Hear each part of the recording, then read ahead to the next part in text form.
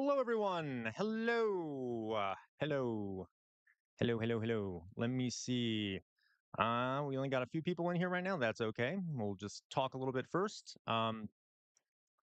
Let's take a look here. We got London, I believe. Hello, what London? Glad to see you back in chat. Had some great conversations previously.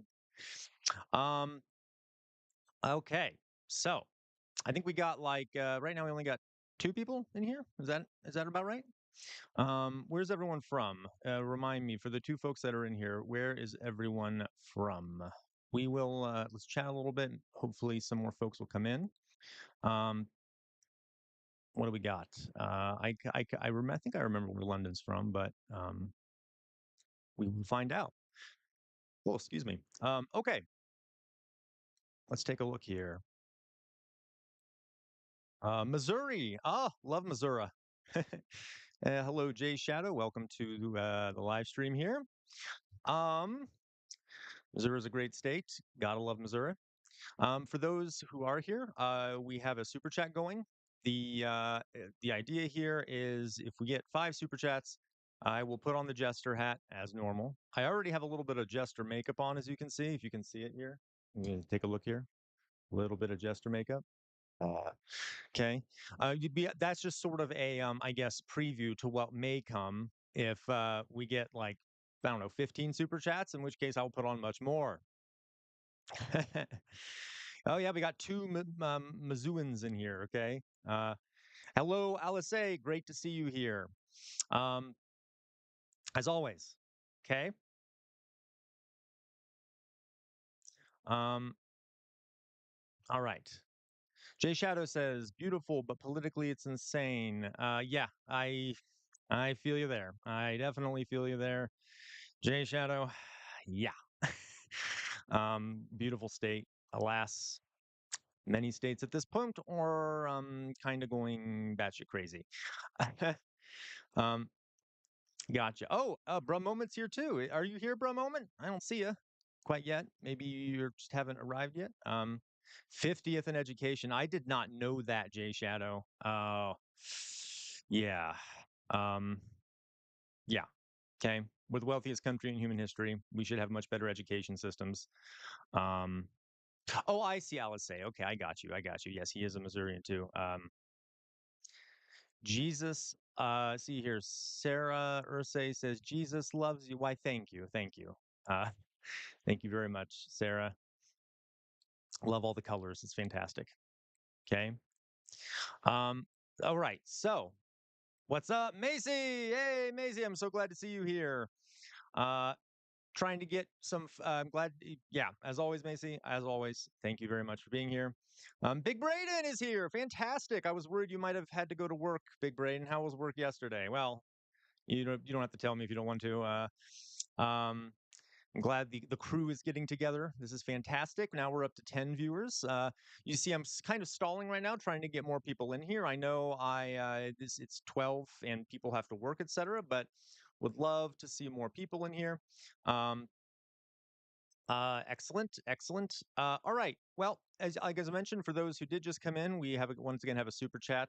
If we get 5 super chats, I will put on the jester hat, as is the normal case. I already have a little bit of jester makeup on. So if I might complete the look, if we get to like 15 super chats, I'll complete the look and add more jester makeup. Okay. Um, Macy, oh, I love that, Macy. Okay, I can't spell "I hate my job" without labor strike. Hey, yeah, I totally support that, 100%. Big Braden, it says, "It was good. LOL. I work late at the shelter, so I don't work till 4 p.m." Folks, we need to all give Big Braden a shout out here. He's a hero. Okay, he works. I believe he mentioned he works at I think you said a homeless shelter, um, some sort of shelter for folks who need a lot of help. So, great guy there, Big Braden. Um, our dear Canadian Big Braden. Uh, please give us your healthcare system. That'd be nice. Yeah, Big Braden works at a small town homeless shelter. Great thing you do there, Big Braden.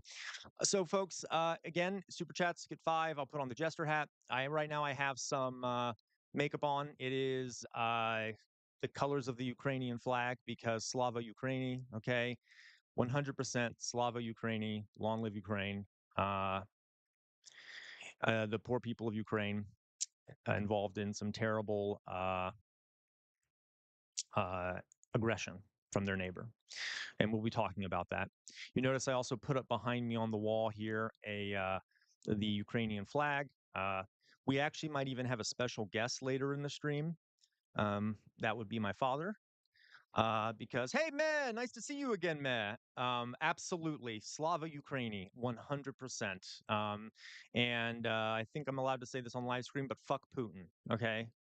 Uh, so hi, Matt. Great to see you again. Always love your chats, etc. Matt Saigai is here. Ah, the whole crew is getting together. This is great. Hello, Matt Saigai.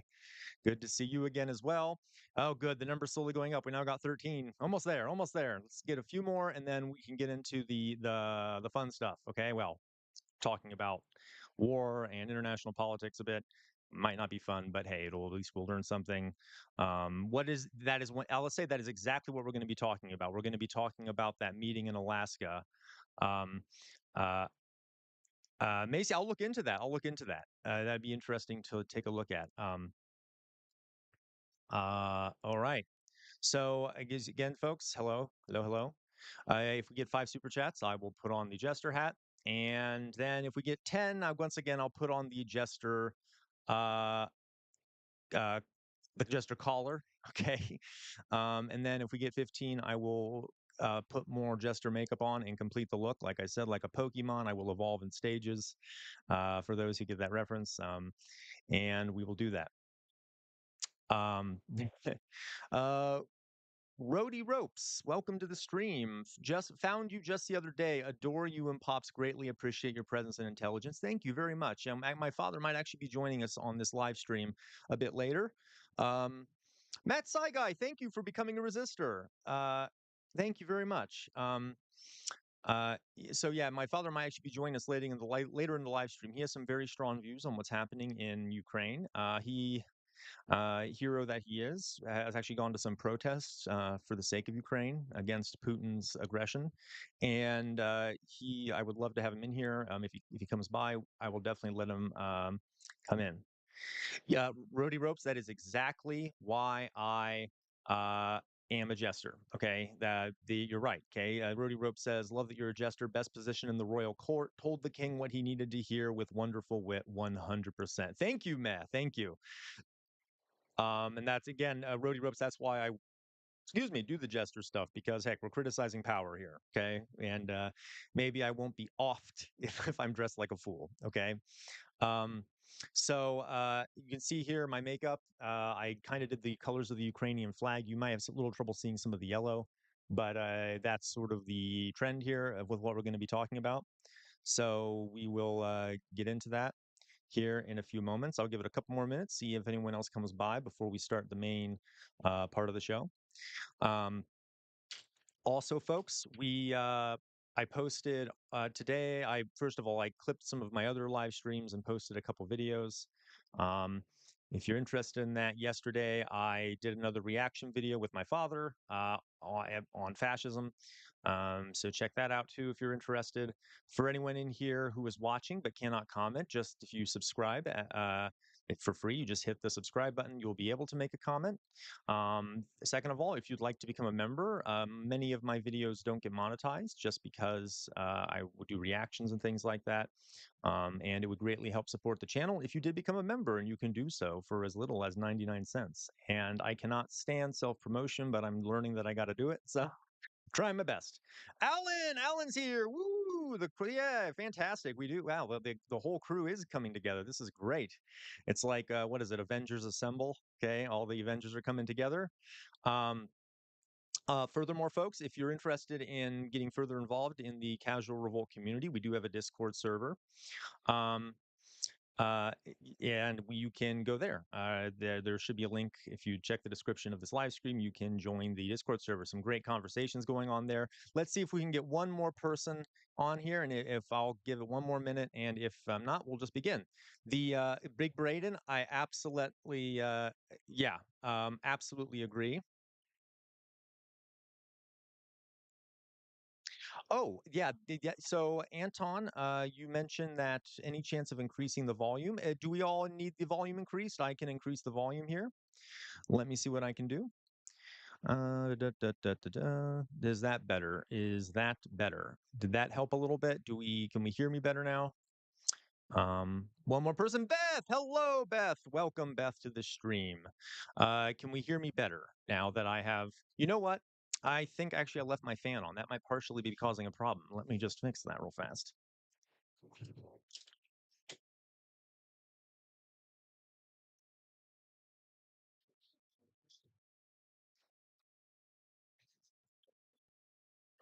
All right, there we go. How does that work? Hey, Shut. Welcome, Shut. Again, the whole crew is coming together. It's the Avengers uniting. And now we have 20 concurrent viewers. Excellent. We will begin, folks. So, first of all, for all the folks that are new here, um, uh, we have a 5 super chat thing going on here. If we get 5 super chats, I will put on the jester hat. If we get 10, I will put on the jester collar. If we get 15, I will, of course, finish the makeup. Okay. Um, so that we will that'll be what we do. Okay, I already have a little bit. Yeah, revolters assemble. Yes, I love that shut. uh, um so thank you very much. I'm getting some really nice comments here. Mez says off topic, but Mamdani is the second pick of conservatives. Really? Oh, sweet Jesus, please. Okay. Oh, amazing. Okay. And this I think it sort of proves some of my points here, right? A lot of ideas, left wing economic ideas are very popular, even on the right wing. But then, of course, if you use the word socialism or whatever the case may be, that often drives people away. But if they actually hear the policies, they love it. Okay. Um, what else we got here? We said, BK, hello, BK. What you did was inspiring. No job is worth having if you capitulate to the wills of fascism. BK, I deeply appreciate it. Thank you for saying so. Yeah, still kind of, when you start waking up every morning and then realizing, oh, I'm not going to see my students again, um, who I love dearly. And yeah, it still kind of coming to terms with it, but yeah. Thank you for the kind words there. Beth N, hello Beth N. I taught in the 70s in the South, so I really appreciate everything you do. Thank you very much. Um, Okay. Thank you very much, Beth. That's very kind of you. Alan W. Met. It's funny because Bernie is seen as less radical by more moderate Democrats and a lot of conservatives. Yeah. Okay. And let's be honest, folks. Bernie is a little left of center on the international scale. He's not even a radical, right? He's kind of what like a lot of Europe is. Okay, that's sort of the centrist position. But because of American politics historically and the Red Scare and stuff, he to Americans is viewed as like far left or whatever the case may be. Um, uh, we got here BK left wing ideas presented as neutral and not left wing are almost always extremely popular. Totally agree with you there, BK. Jay Shadow, I found that I can get more people to agree with my political beliefs if I don't use buzzwords. Jay Shadow, 100% agree, and I recommend that to everyone in here as well. You should try. I have a degree in anthropology. You should try and couch the beliefs you have in terms that are culturally relevant and connect with people. So yeah, okay. It's not a lie either. It's not like you're manipulating people because the outcome will still be good and they'll still like the outcome or they still will still like the changes, etc. But a lot of words can turn people off. See, Jay Shadow says, we got, God, this is great. Jay Shadow says, I found that I can get most people to agree with my political beliefs if I don't use buzzwords. I even one time got my Confederate flag waving cousin to say, wait, so how is socialism bad then? Correct. It's not. All right. Macy, thank you, Macy, for the super chat. I want you and your dad to react to, but I believe in the sun, even when it is not shining. We sang it in the choir, and I haven't stopped thinking about it, Macy. I will look into that. Okay. Um, Yes, hi skying. Welcome to the chat. Yes, we will. I really enjoyed the dad reacts to fashion videos. Your dad gonna reacts gonna be a regular series. Absolutely, we're gonna keep doing those. And folks, I said this earlier, but my dad actually might be joining us in this live stream today. He is a very vocal advocate for Ukraine. He's actually gone to a few protests. my hero. Okay. So he might actually stop by just to give his perspective on what's going on in Ukraine between Russia and Ukraine. So stay around if you want to see my dad on live stream. LSA, I think Mamdani succeeded not by just saying housing is a problem, but by putting his plan out there. Yeah, 100% LSA, and actually having a plan and sort of a message overall, which a lot of Democrats aren't great at.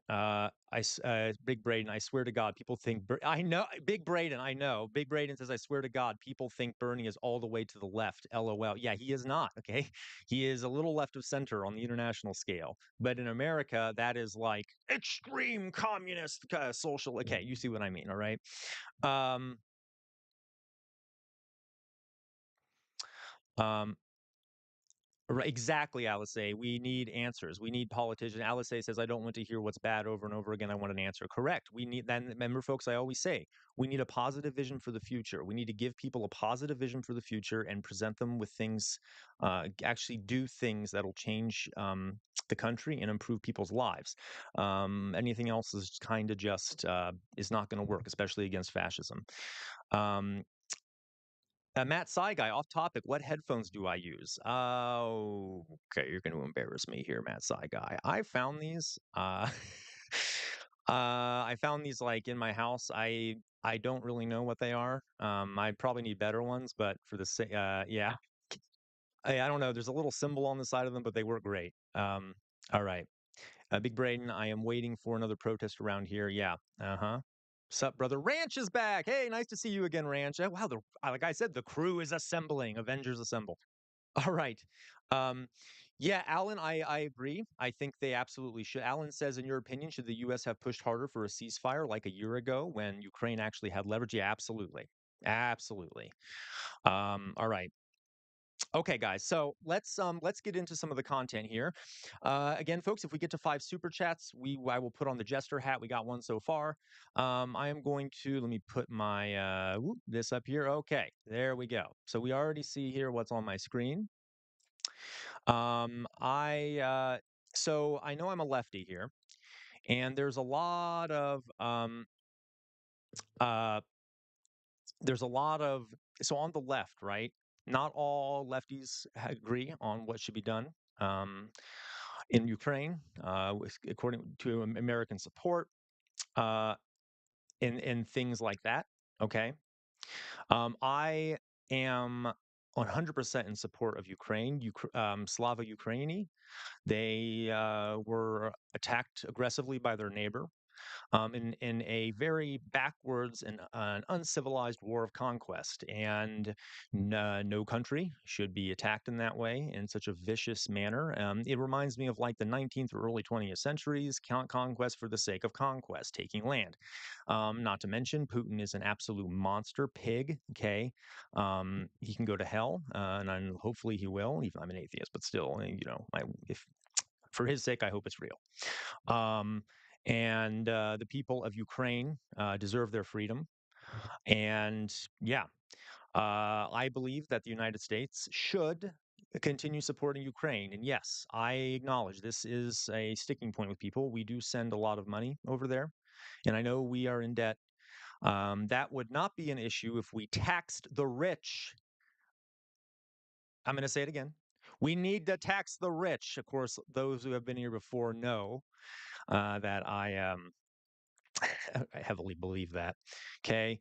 And by the way, Putin not only attacked Ukraine, he also previously attacked his neighbor, Georgia, that country there. He got involved in, he's getting sort of involved in a conflict between Armenia and Azerbaijan. He has he's just a monster. Okay. He also oppresses his own people in many different ways. He's yeah, terrible guy. And the Ukrainians don't deserve this. And I want you all, remember, I always say we need to practice empathy. Thank you. Annexed Crimea. We need to practice empathy, folks. What would happen if a neighboring power invaded your country? Um, yeah, even if, let's say, you're not a raging patriot, I'm sure you would very quickly become one. I It's a war of aggression. We need to always remember the people on the ground because what we're going to be talking about, we're going to be talking sort of about state actors. So we're going to be talking about governments. And yes, we'll talk a little bit about people on the ground, but we can never forget what's happening on the ground. And I think that the United States does not necessarily have righteous intentions for why they're helping Ukraine. But honestly, I don't care because I think the outcome is still good. Aiding them is a good thing even if the intentions behind it are not great, okay, or have to do with America's own power. Um, my haiku, thank you, Ranch. My haiku, Putin, Putin, what a prick. I should make a T-shirt with that on it. I love it. Yeah. Okay. We all did watch that unfold on TikTok, folks. Okay. Yeah, that I know. Right, Macy, I agree with you there. Big Braden, if there's one thing I do like about Canada's situation now is even the conservatives had to be pro-Ukrainian because the opinion is so popular and we have a sizable Ukrainian community here. Absolutely. Love Ukrainians. By the way, great food too. I know. Um, okay. Uh, yeah. Okay, so what we're going to do, folks, the first thing I want to talk about, and this is going to be sort of our starting point here to our conversation about what's happening in Ukraine, okay, and global politics. So please forgive my teacher instincts here. I know I got these crappy little presentation slides here just to keep me on track, keep all of you on track for what we're talking about. So I'm going to first talk about something called just war theory, and you're going to see how this applies to international politics, to war in general, to what goes on in the international community. Um, and once again, folks, we do have five. If we get five super chats, I will put on the jester hat. And if we get 10, I will put on the jester collar. If we get 15, I will put on and finish the makeup. Okay. Um, so, just war theory. All right. There is just war theory is a long existing thing. It is sort of the philosophical underpinning of international law when it comes to armed conflict. Yes, roadie ropes, absolutely. We will talk about Ukraine and Belarus. Maybe basically, Belarus is a vassal state of Russia, and there have been talks actually about Belarus being annexed by Russia. So Ariel, yes, okay. So, just war theory. This is sort of what underpins international law in regards to conflicts and wars and what makes a war legal and just. Now, then, this is not perfect, and you're going to see while we're going through it. I think that a lot of it's left up into interpretation. If you are more interested in it, there is the fantastic book. It's called Just and Unjust Wars, a Moral Argument with Historical Illustration. Oh, that was gross. I'm sorry. By Michael Walzer. Now, some of his conclusions I do disagree with, but he does give a great outline of just war theory. So look into that if you're curious. Okay, let's go on. If are there any lawyers in chat right now, by the way, especially if you're a lawyer of international law? Probably not. Not many of them are out there. But I'm curious if anyone is a lawyer. I am not, so I'm just kind of giving the basic, the philosophical background here to law, international law. Okay. Um, so the first part here, okay, for a war to be considered just, there are three things to consider. The first one of these things is called jus ad bellum. Now, I know that's weird. I know that's kind of Latin. Okay. I went to a Catholic school when I was younger, so I had to take Latin class. Don't remember really any of it. Regardless, jus ad bellum. So this is when you ask about a war or an armed conflict, is there a just reason for going to war? Okay. And it has a bunch of features. So I know here this is kind of a big page here. This is really just to help guide me. All right. So the first thing you need, if a country is about to go to war, it needs to think about these things. The first one is just cause. So do you have a good reason to go to war? Are you doing it for self-defense? Are you doing it for the protection of others? Are you doing it to correct a grave injustice of some sort? Okay. What is not uh, what is not a just reason is aggression, okay? The conquest of territory, the stealing of resources, uh, all those things we know that you can think of. So you have to first have a just cause to meet the criteria for jus ad bellum. The second thing you need is the right intention, okay? The aim of the war should be achieve peace and justice, not Putin, acquire territory or power. So this is where just war theory gets a little sticky, right? Because when is war not about acquiring power? And admittedly, a lot of countries will claim they are doing it for one reason, but it's really for other reasons. But regardless, you should, when you go to war, right? It should be not for to achieve peace and justice, some sort of justice, not just to steal land like Hitler did, and others in history have, like the Japanese Empire, etc. Okay. The third one here, you have to have the right authority going to war. Okay. So the decision to go to war must be made by a legitimate authority figure, like a state or a ruler. All right. This is also a complex one, but it kind of makes sense. All right. This also kind of is criticizing like small rebel groups and stuff that go to war. But yeah, last one here, last resort. War should only be undertaken after all peaceful and nonviolent options have been exhausted. That makes sense, right? War should absolutely only be a last resort. It is massively destructive. It causes huge loss of life. It is immoral in a lot of ways. So only as a last resort should people go to war, right? Obviously. So makes sense there. The next one here, proportionality. The benefits of the war have to outweigh the harm the war causes. Okay. Does that make sense? So, if let's say you are going to war to rescue people, for example, who are being enslaved or murdered or something about, that, okay, even if you have, I guess, an intention that is good or whatever, yeah, if the harm that it causes, like if you're killing millions of people to save someone or whatever, okay, is not worth it. Okay, that is proportionality. Big Braden and Alan W, you are correct. Okay, Alan W says realistically, isn't a lot of war just about land? You are right. There are issues with just war theory because it kind of presupposes that some wars can be just. I am not sure if I fully buy that, but I do think some countries that are at war are at war for a just reason. For example, Ukraine is at war, but only because it was attacked. But it does get complicated. Okay, proportion BK. You're right. Israel not using proportionality at all. I think saw a statistic recently, something like 40 times the number of people that died on October 7th have been killed in Gaza. That is not proportional, if not more, I believe. Uh, Sorry, someone says my can is blocking. What's blocking here? My camera is blocking the right slide. Oh, yeah, you're right. It is. You'll have to forgive me. I'm going to leave it there, mainly so that I'm just going to read all off. I'm sorry about that. People are trying to read it.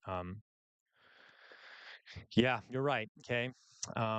So that, and lastly, okay, when a country goes to war, there it has to have the realistic possibility of achieving the war's objectives. Okay, so, like, if you go to war against a country and you have no chance of winning or achieving your objective, what's the point? It's just going to cause a lot of death and destruction. Okay. No point. So, you have to have a realistic possibility of achieving your goals. So, when we look at Russia, Russia is attacking Ukraine. It has been, they have said they've done it for multiple reasons. One is to acquire the eastern portions of Ukraine and annex it to Russia in a very backwards and anachronistic way of doing things. We want that land, we're going to take it. They've also claimed that there's ethnic minorities or there's ethnic Russians in the region that they think should be added to Russia. I don't give a shit. You can't just attack and take someone else's territory. They've also said it's about securing Ukraine against NATO expansion. Also, don't give a shit. That was not. Uh, that's no reason to start a war. There wasn't a war going to be breaking out of that nature, but Russia started it. Okay. So, and Russia did not meet most of these criteria. Okay. They did not have the right intention. They did not have a just cause. They did, unfortunately, and I'm not saying this because I like Putin, they did have proper authority. Okay. The Russian government did initiate the war. Last resort. It was not the last resort at all. 100% not. 100% bruh moment, Sudetenland. Okay. That would, Hitler annexed the Sudetenland, which he was like, oh, that's full of ethnic Germans. It deserves to be part of a Germany. I don't give a I don't give a I don't care, right? You can't just attack and take land from another country because you want more power and influence, etc.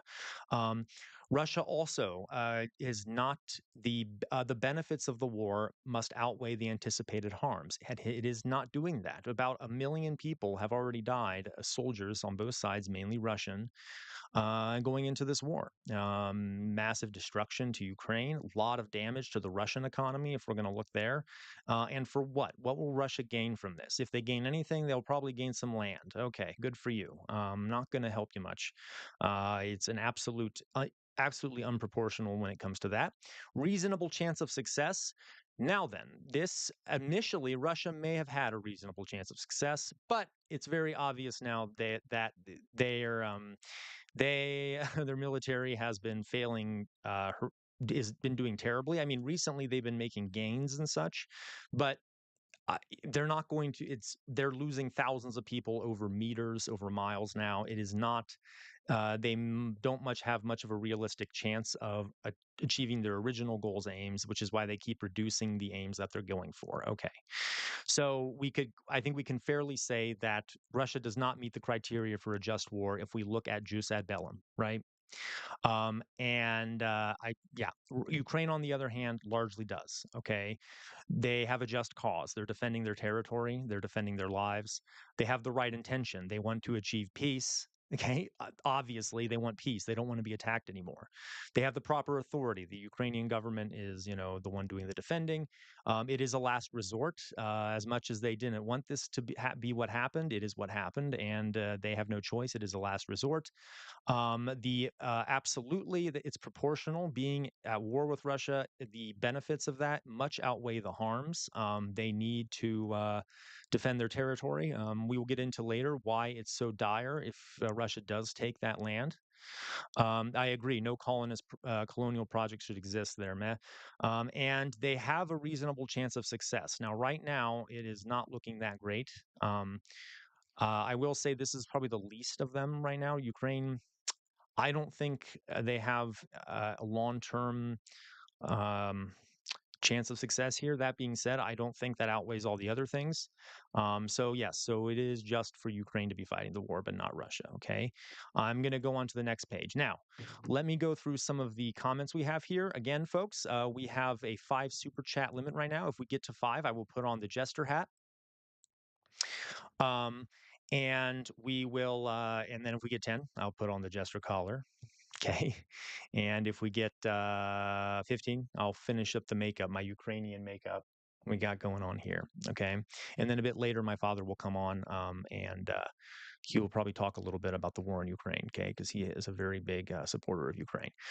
Okay. So let me read through some of these chats. Uh, I believe that, Macy. You're not a lawyer, but you often feel litigious. Okay. Uh, Rody Ropes, MedHuman here, love Latin. Yeah, Latin is a great language. Alan W, I mentioned that. Proportionality in Israel, yeah, not there at all. Uh, yeah, maybe all the good bears will team up and vote out all the evil men. Hard to think about how long Putin's held power. Meme of a bear riding. Yeah, that's true. Putin has a pretty strong grip of power there. Thank you, Shut, for telling me about the my camera blocking the dialogue there or the text. Macy Schroeder, grab the land deal by.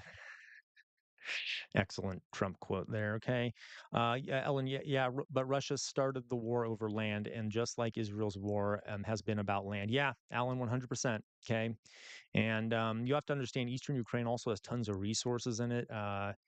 Rare earth metals and stuff, and you can guess that yeah, Russia probably just wants those also, even though they say otherwise. Big Braden, while Israel's war is about land, there's seem to be a lot of real Israeli officials who make it sound like it's just about destroying Palestinians. Big Braden, couldn't have said it better myself. Some of the members of the Israeli cabinet are openly genocidal and say it openly. Oh, what is that one guy's name? Oh, he's the that lunatic who was a who actually literally early in his life he was a terrorist. Oh gosh, what is his name? Uh, uh, uh, sh- um, Anyone know? It's a two-part name. Oh, well, there Gallant. Oh, I forgot about Gallant. There's another good one. Ben Gavir. That's who I was thinking was Ben Gavir. But Gallant, yeah. Thank you, Matt Saigai. Ben Gavir, Gallant, both okay. Horrific war criminals, murderous monsters, and yeah. Okay. By the way, folks, if you want to if you want to talk about Israel, Israel has killed far more civilians than Russia has, and they've done it in a much shorter amount of time. So, not defending Russia, but hey, if we look at who's waging a just war when it comes to civilians, Russia seems like a cute little puppy compared to what is happening in Gaza. Okay. Um, all right. Uh, so, Big Red's about okay, Sudan land, German and Czechoslovakia. Yeah. Okay.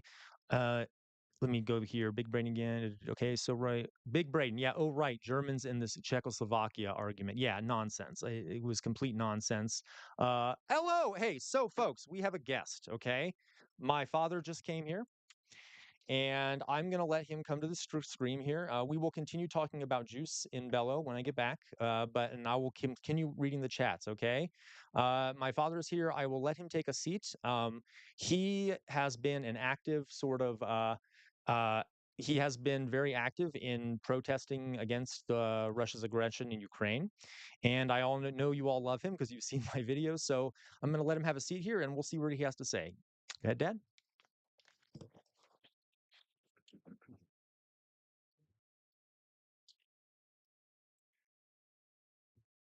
Is this on?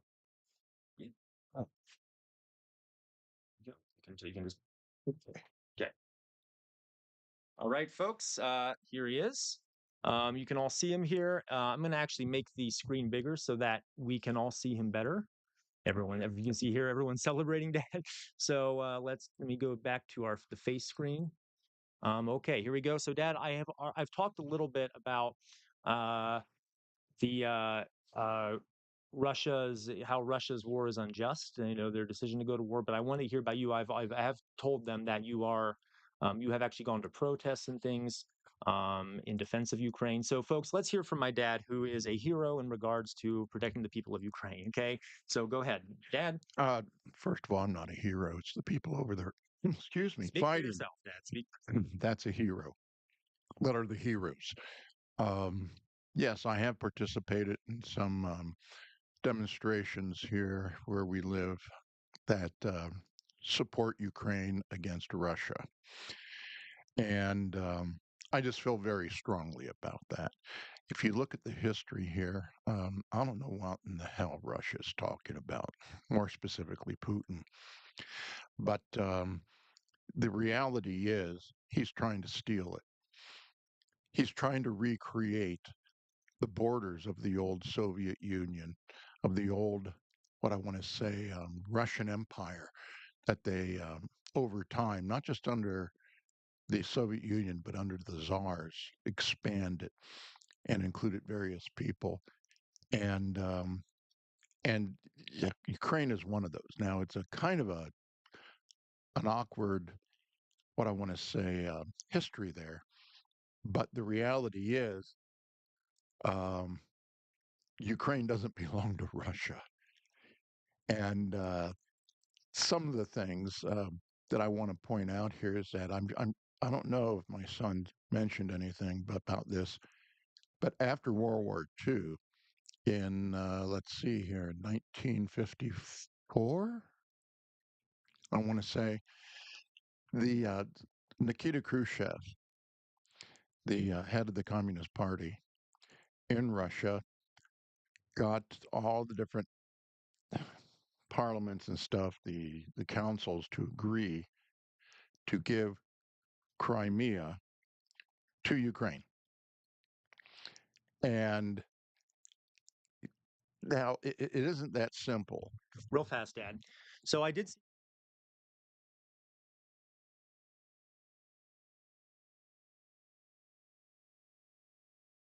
come in here as his son here and defend him.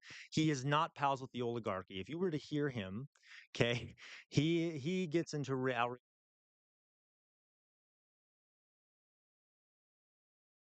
I'm sorry, folks. I know I just cut off the mic. I'll say what I was going to say again. I did hear someone mention that my dad is a fan of the oligarchy. First of all, I'm his son, so I'm going to come in here and defend him. He is absolutely not a fan of the oligarchy, and he has, yeah, he's not as far left as I am. He actually, but he does have some. He has a lot of positive thoughts about socialist ideas. So let's not be criticizing him while he's sitting here doing this for us, okay? And yeah, I know, man, I love you. I just wanted to make that clear. Okay, let's continue. Yes, and I'll not comment on that either because you'll get me all stirred up. About oligarchy, okay? Yes. The but anyway, the purpose, I mean, it looks pretty clear cut. Well, Khrushchev and all those councils in Russia, in the Soviet Union, I should say, gave. Oh, sorry. I'm sorry, Matt. Sorry, Matt. I totally misunderstood that. Please forgive me. Love you dearly. Continue. I'm sorry for my son, Matt. Okay, so anyway, um, it looked like a huge gesture that the Soviet Union and Nikita Khrushchev was doing for Ukraine. And but the reality is that there was a method to that madness. And the method was that Ukraine, off and on throughout its long history, as a matter of fact, before there was a Russia as we know it today, there was a Ukraine, and the capital of that Ukrainian uh, land was Kiev. That was that was the capital of what will eventually become Russia down the road. It was Kiev. But anyway, so Ukraine has this unique history. And throughout the czars and then into the Soviet Union, um, as we hopefully all know, it's like a lot of imperialistic powers uh, decide to gobble up a lot of land around them. And so it is. Ukraine got gobbled up. Sometimes it tried to break away, got gobbled up again, got divided up. I mean, it was horrendous. So after the World War II, Ukraine was offered some autonomy by the Soviet Council. And then to show the goodwill between the two, So, Dad, some folks might ask questions. You'll see here that Alan W. Love Alan. He asked a question. If you see a question, feel free to answer it. Please say the name of the person who asked the question, and then read out the question before you answer it. Okay? You see it right here. Can you yes, see it from here? Question for Dad. re- you said read out the Yeah, name. read the name and then read the Okay. question, and then you can answer it. Alan W. Question: how do you see this playing out? I don't see Trump trying to extract any concessions from Putin, as Putin has been playing him like a fiddle. Um, yeah, uh, kind of like the song "The Devil Went Down to Georgia," and the devil is Putin, and he just happens to be also the guy. What also happens to be Trump. Trump is out for Trump. I mean, let's just get this done. He's out for Trump. He wants people to bow and worship him, kiss his ass, and all this other stuff. And by the way, I do want to say when you say kiss his ass, I mean a donkey. That's another name for an ass. He does not mean an ass. I think you all know what he actually means. I want to say, Big Braden, thank you. Thank you, Big Braden, for the super chat. I love the song "Teaching Dad to Live Stream" segment. Hey, I got you. Okay, go ahead, Dad. Sorry. Uh, one thing about this live stream, a little off here, is that um, I don't have a chance to think about what I'm going to say. Oh, So join the club. just to let you know that, I mean, that's one of those things I would even do in class. I would even say when I would say to the kids, I was very animated in front of the class, and I would call out somebody that was an ass and call them an ass. And early on, I would have to tell the kids. They'd go, "Oh, he said ass," and I would say, "Okay, I mean a donkey. A donkey. Another name for a donkey is an ass. So that's what I mean." So anyway, so how do I see this out playing out? You know, I guess there's a couple different directions. Once again, Trump is out for Trump, and he wants to be in the pantheon of heroes and patriots in our history, which I think history will show isn't going to be true. So he also likes Putin, okay? And Putin knows how to play people like him. And I think there's a couple different outcomes of this meeting You remember coming up. George W. Bush and when Putin wore that cross to Yes. anyway. Oh my God. So anyway, I think it could go two different ways. We have a clash of egos here. One is smarter than the other, and I hate to say that. Putin is the one that's the smarter of the two. Um, Either Putin will get Trump to become his buddy again, and Trump may say something about, well, we understand, we've hammered out our differences, Putin and I, and all of a sudden leave Ukraine in the lurch. On the other hand, that deal that the U.S. signed with Ukraine about the minerals, if Russia wins this, Russia does not have to follow that deal. And I think from that point of view, the other flip is I don't know if Trump will let that happen because this is something good for him and as he sees good for our country. So I'm not too sure which way it's going to go.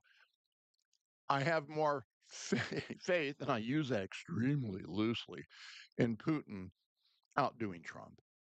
Um, Whatever happens, the bright spot is Western Europe, NATO minus the U.S. is digging in to try to help Ukraine. And although although Trump has dismissed them, I mean oh God, uh, I choke on some of this sometimes, and so I'm actually not too sure. I think those are two routes they're going to go there, but that's where I am with it. Okay, You're good. ready? Okay. So anyway, the purpose, going back to what I was saying, it's it's it's been explained even through documents once the collapsed Soviet Union came that the real reason why Nikita Khrushchev did this. Nikita Khrushchev was actually the Communist Party's representative in Ukraine before the World War II, and uh, and so he saw how valuable Ukraine was. It didn't mean he respected them.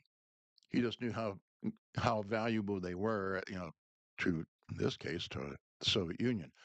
So when he suggested to the Politburo and all the cronies, let's give Crimea to Ukraine because of all the troubles they went through.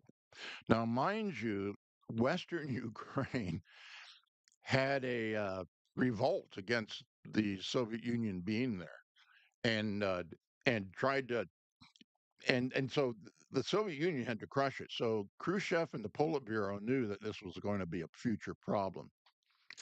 1 second. So I just want to really shout out, thank you, Shut, for the super chat. Make Dad wear the jester hat. That way he's allowed to safely ridicule dear leader Trump. Hey, folks, we can make that happen. If we get the last two super chats here, we just need two more. My dad will wear the jester hat until I come back on. Okay, I'm not even going to ask him. I'm going to force him to do it because I am a terrible son. But but I'm sure he would love it. So go ahead, folks. We will do that. I'll have him put on the jester hat if we get two more super chats. I'm going to call my son after that the mini Trump, Okay, let's okay. forcing me to No, do no, no, something. no, no, no. We're not playing this game, Father. Okay. Oh boy, that sounds even more like Trump. Anyway, it's really I know. I know. we're joking. Yes. No, I'm not. But anyway, so what Khrushchev was really doing, he was doing that as a gesture to win over Ukrainians and go, wow, the Soviet Union really isn't that bad after all. And so and that was what they're trying to do, which would then bring Russia or the Soviet Union more into the sphere of influence over the Ukraine. As a matter of fact, the when they gave the Crimea to Ukraine in 1954. That was to celebrate the long relationship between Ukraine and Russia slash Soviet Union, which wasn't really a great one already. And so it was used to do that. And Ukraine did not have complete control over the Crimea. Anything that Ukraine wanted to do within the Crimea, they had to pass by the powers to be in Moscow. But once again, it was to pull in Ukraine closer to them, to be to be little buddies with each other. And it really wasn't all that great to the Ukrainians. They didn't like it. The Ukraine eventually was able to got elected a man who was. Okay, sorry to cut you off, Dad. We have reached the 5 super chat goal. So my dad will now be wearing the jester hat. Let me get it on for him. There we go. Make sure he does have a very large cranium because of all that brain space. So I'm going to. Do you mind if I take these off, Dad? Take those off. There you go. Yeah, yes. Sorry, I'm doing it for you, Dad, but I want to make sure you can adjust it as needed. I know. It's too small. I can't adjust it. Yeah, that's fair. There we go. Okay, now we can correctly criticize Trump and those people in power again. Uh, Go ahead, Dad. Thank you, I folks. got to put this on Oh yeah, somehow. do I got you. Here I'll you let go. you handle that I one. got it. I got it.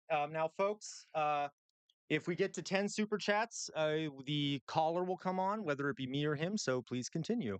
Um, And I'll hand everything over to my son. Damn Joker. Anyway, um, and so it is. The person got elected as the leader of Ukraine. Uh, there's some evidence that there was some hanky panky with the Ukrainian elections, and a pro Moscow, pro Russia president came to power, and the people didn't like that, and they had this revolt in which they kicked him out, and then Zelensky was put into power in Ukraine. So basically, Russia is just grappling with any excuse to take Ukraine. And by the way, Ukraine was taken under the same circumstances as the Baltic states, Estonia, Lithuania, and Latvia, which explains why they were very nervous when this happened. The exact same circumstances kind of exist for them, and they knew we're next. So that's basically it in a nutshell. okay. Do we have any last questions for my dad here? He has gone to several protests about this. I think he would agree with me that uh, Ukrainian rights are need to be assured, and Putin has been rather monstrous about this. What do we think? Any last questions before my dad heads out? We good? Everyone doing well? I see here, Big Braden says, if I remember right from the Russian Civil War, Ukraine tried to fight for independence. Yes, they did. Yep. They did. We got a question, Dad, from Matt Saigai. Question: do you believe Putin, Bibi, and the enablers, you know who, will ever be held accountable at the end of this? Be an enabler. Yeah, I'll be able to kind of. No, no. I know that Putin has been charged by the International Criminal. thank you. Yeah. I wanted to say World Court, International Criminal Court, for all the atrocities against the Ukrainian people and starting this war and all of that.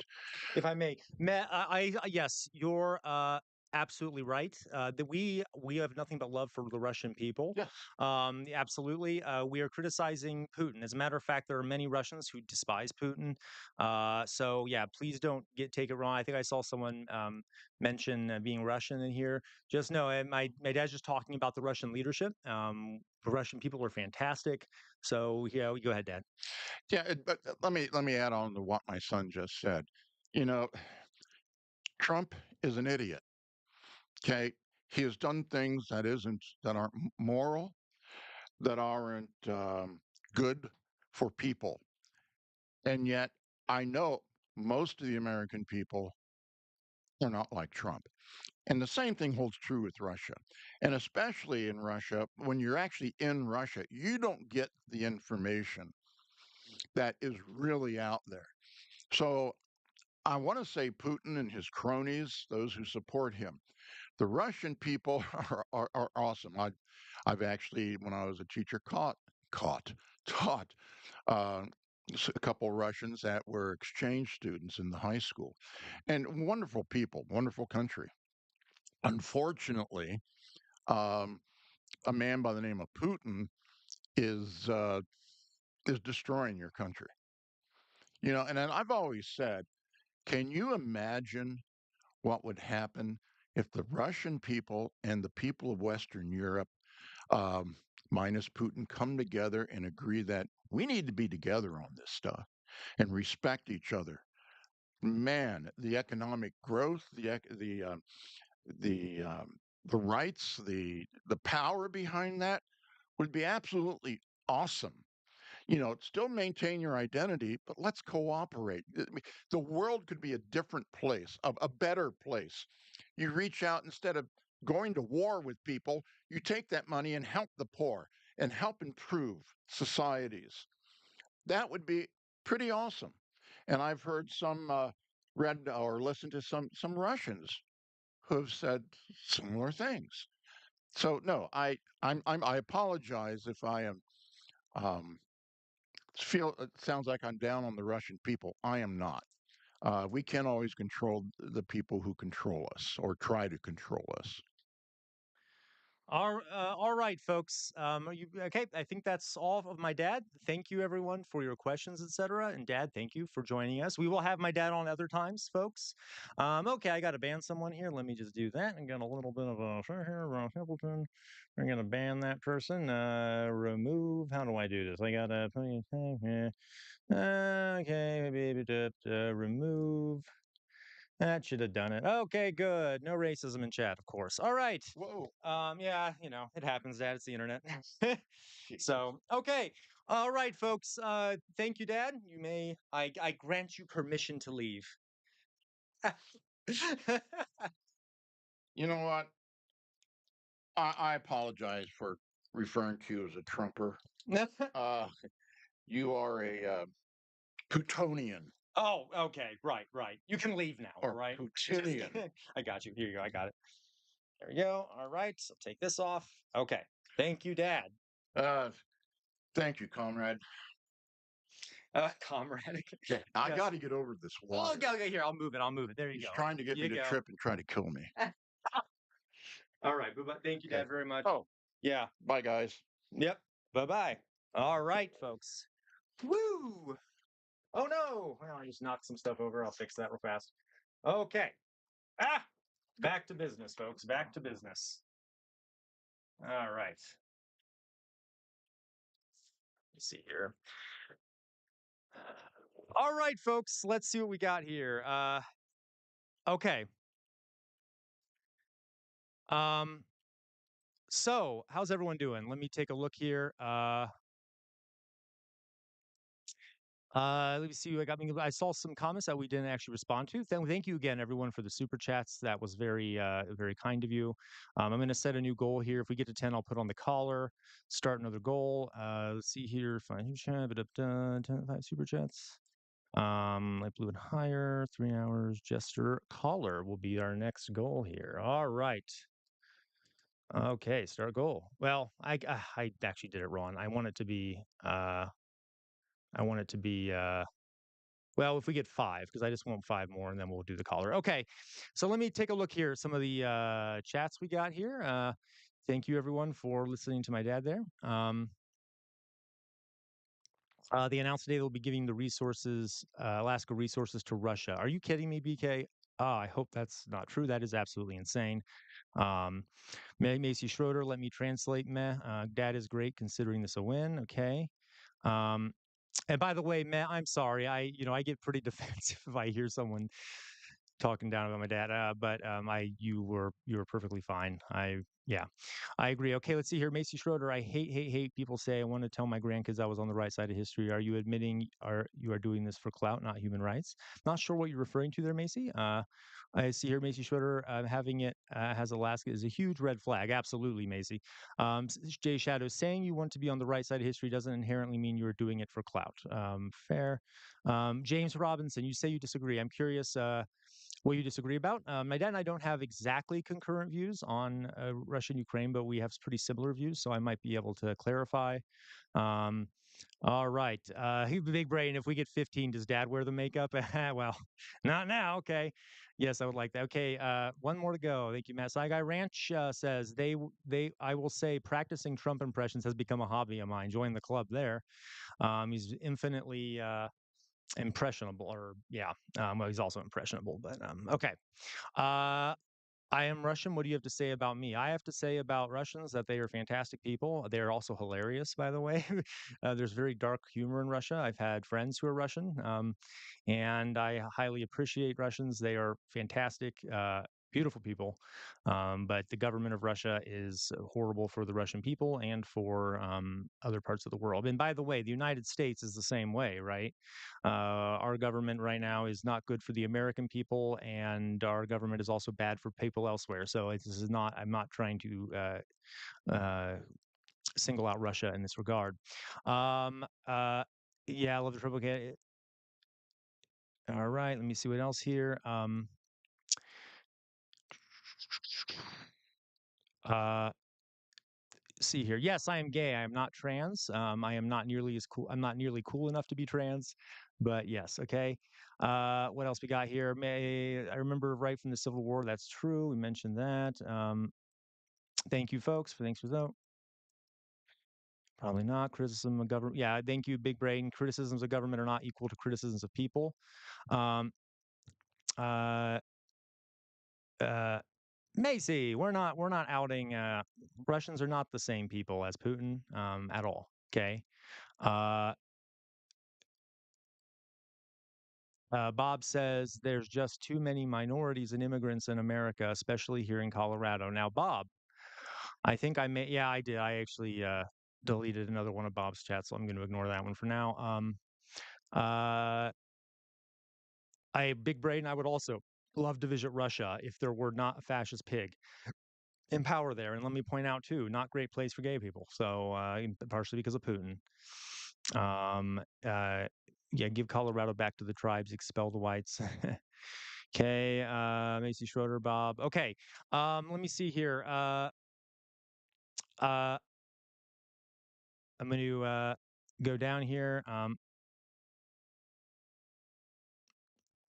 Thanks, Matt. Jay Saddle, don't tell me what to do. Okay, okay, all right, folks. I see there's a little conflict going on. I think we're all good here. Um, uh, so, and I will say what. Oh yeah, Macy, I will say that comment you did make. We're not going to push white Americans off their land either. Okay. Um, That actually, yeah, that would not be good either. Yes, I know the natives were removed from their land, but unfortunately, we are now in a point where there is an established population living here. Most of them have nothing to do with what occurred then, and it would be genocidal to remove white Americans or just, I guess, Americans who are on native land now. But what we can do is we can ensure that the natives that are still around are treated much better than they currently are, and that some things are done to help improve their living standards. Okay. Um, yeah, yeah. I mean, actually, you're right, LSA. I'm enjoying reading you guys fighting in chat. Uh, Alan W. People like Bob are hilarious because we're all suffering from economic conditions created by the ruling class, and people like him blame it on immigrants. Absolutely, this is a classic case of scapegoating. Bob may not even know he's doing it. He may have read something somewhere and has a distorted image of what is causing his economic woes. Um, yeah. Yeah, LSA, my dad will come on more often. I thought you all might enjoy that. So, yeah, I was glad to have him on. Okay, folks. So, again, if we get 5 more super chats, I'll put on the caller. Let us continue now with the with what we were doing. I'm going to go back here to the live stream feed here. Okay, so we already talked about what was called juice ad bellum, okay, which is basically what makes a war just to begin fighting it. The next portion of this, okay, is juice in bello, and this is where you try to determine if you do end up going to war, are you waging it in a just way? Okay, I know it's kind of bizarre to talk about because is it ever really just? Can a war really be ever waged justly? Well, according to international law, yes. So let's go through some of the things that would make a war just in how it is fought. Okay, there's three big things here. Okay, the first one is discrimination. So obviously, Israel, okay, attack should be directed only at legitimate military targets and not at civilians or civilian objects.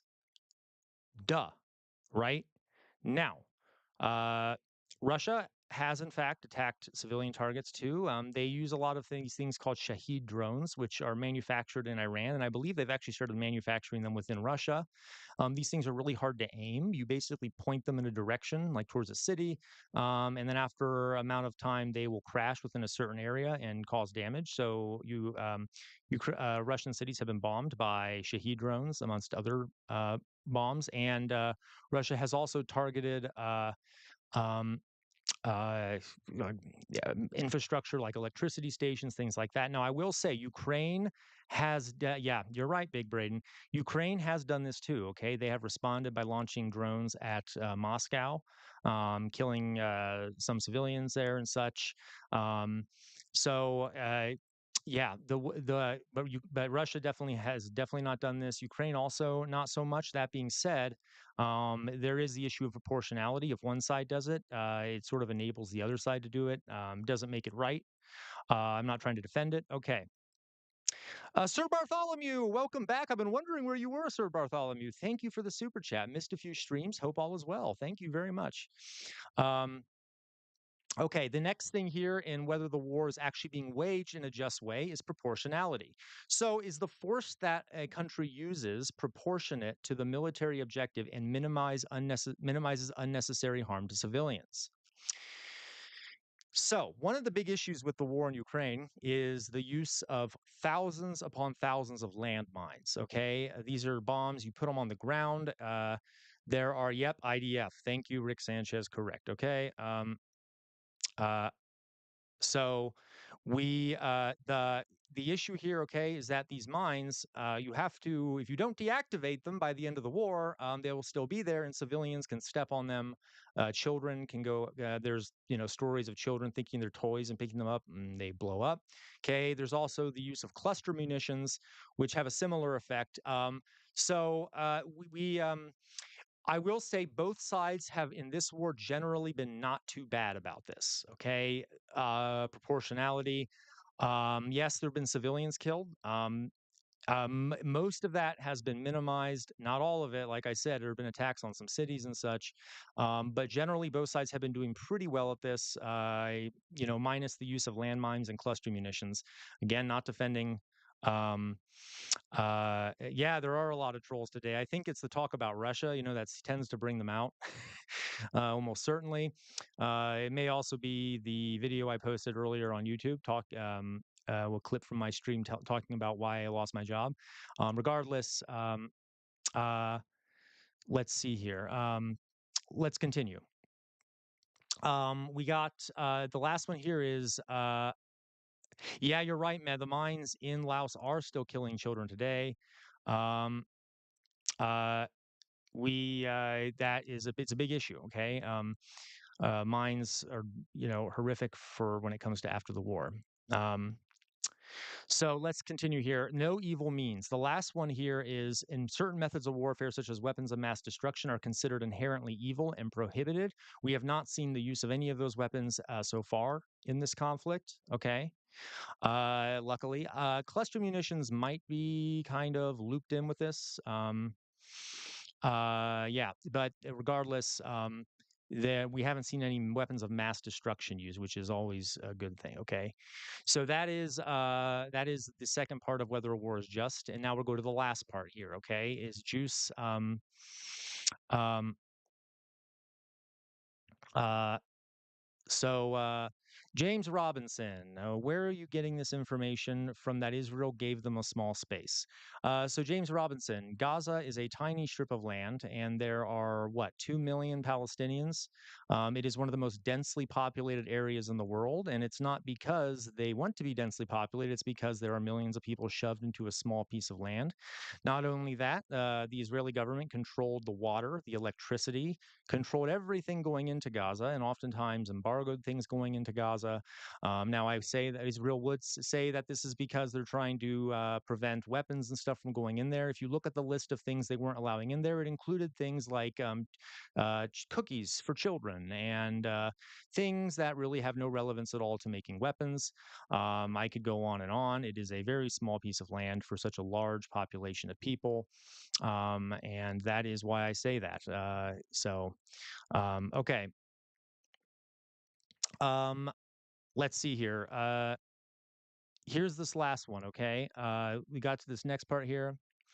Um, Hans Frake, I own a passport. Ukrainian ladies, here I come. Oh, well, I hope that's not a comment on the number of deaths of men in Ukraine. Regardless, okay, okay. So, folks, let's go on to Juice post bellum. So, Juice post bellum is the war concluded in a just way? So, when a war ends, is it concluded in a way that's just, etc. So, let's see here. This is supposed to be the shortest one, and once we finish this, we'll go on to another segment here.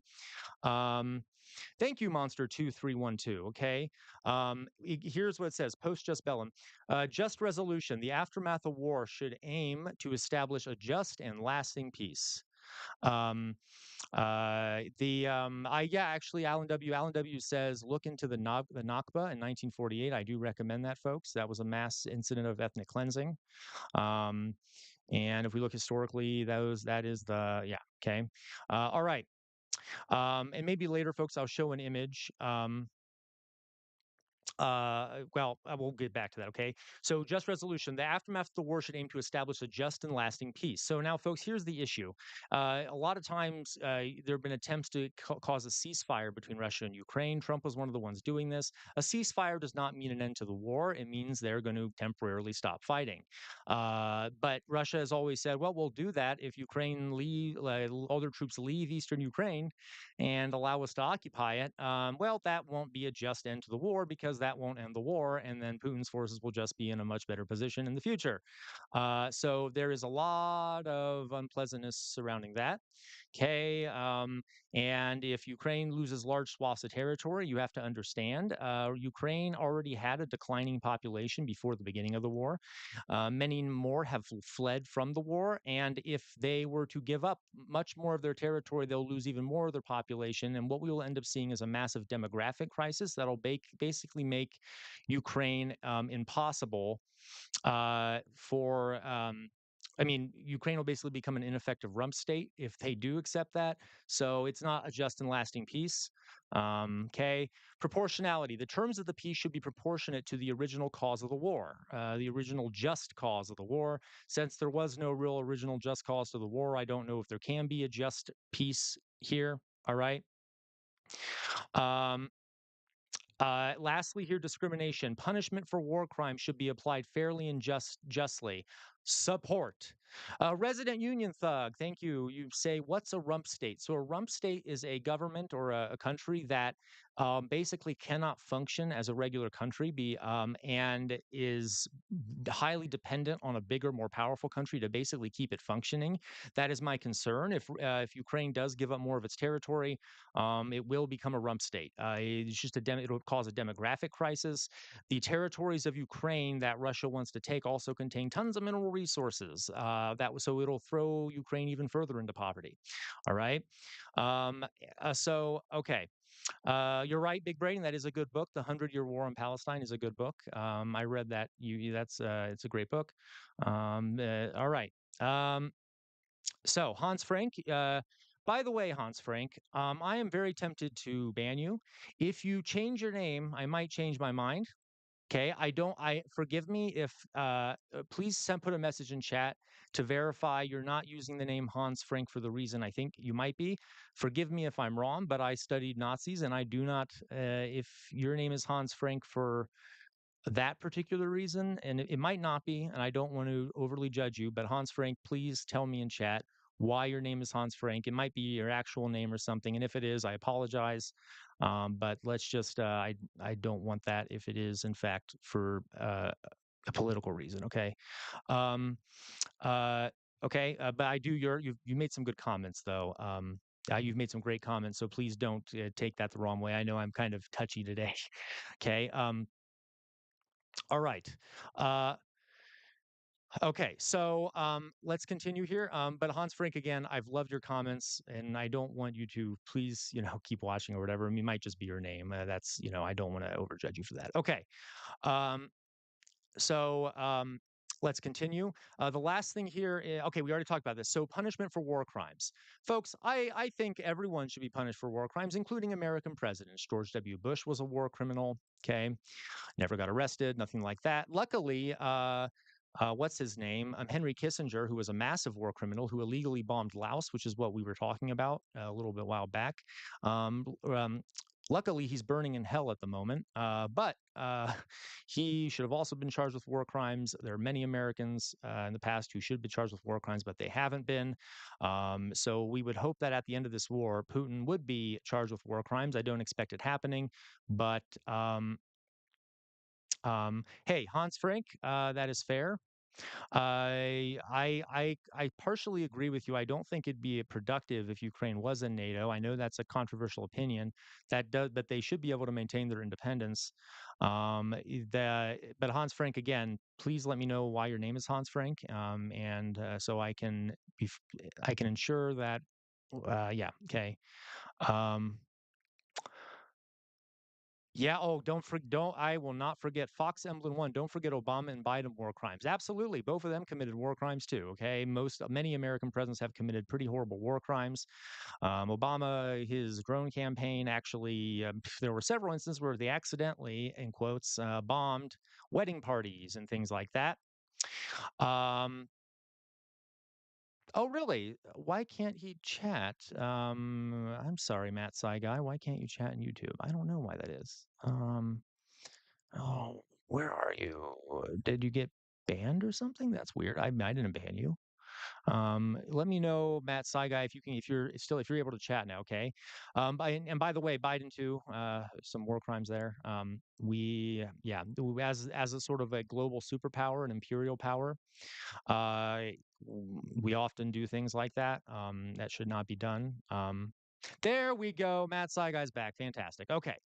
So, all right, folks. So that's it for that. Just wanted to give you that little bit of a background. It's a good way of just sort of thinking about war, and if you, when it comes to the moral components, to components of international law, if we get uh, if we get if we get four more super chats, I know it says nine more, but I accidentally put in the wrong number because I'm a clumsy person. If we get four more super chats, we will. I will put on the jester collar. If we get 10 more super chats, I will put on the rest of the jester makeup. I already have some on. Colors of the Ukrainian flag here, folks. Okay, so just be aware of that. Now for our next segment here, let me just go through. Let me see what we got here. Okay. Um, where are we here? Okay, you can see me better now. Fantastic, fantastic. Hello, everyone. Let me just see what some of these got chats here. I think maybe I actually already went through all of them. We'll take a look. Oh, that's possible, Matt Guy. Okay. Okay. Don't forget Cambodia, 100%. American crimes in Cambodia. Cambodia has never really recovered. It was a combination not only of America's action in Cambodia, but also the actions of people groups like the Khmer Rouge and things like that. Another horrific genocidal group led by Pol Pot, who was an absolute batshit crazy lunatic in many different ways. Um, so I think I got everyone's here. Okay. I don't see James Robinson, or not James Robinson. I'm sorry, Hans Franken here anymore. So I wanted to see why he had that name, but that's okay. Okay, so folks, we have been talking a bit about some international things regarding the war. Right now, today, Putin and Trump are meeting in Alaska. Now, you notably absent from this meeting is Zelensky, the leader of Russia. I'm sorry, oops, okay, the leader of Ukraine. And that to me is is ridiculous because it's basically like these two countries, Russia and the United States, are negotiating like to cut up another country. I think Trump is a moron for doing that, and he is inconsiderate and horrific. And there is thought that Russia is considering that they're going to be negotiating trading off territories in a country that is not even involved in the negotiations, by the way. um, yeah. And folks, do we have any Europeans in chat right now? I am curious. Um, uh, do we have any Europeans in chat?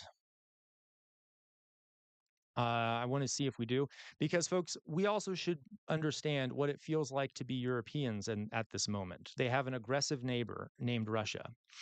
Um, Massa, okay, we are banning that because I know what that name means. So you have a right to your opinion regarding Donald Trump. You do not have a right to demonize enslaved people and use racialized terms. So you are gone. Goodbye.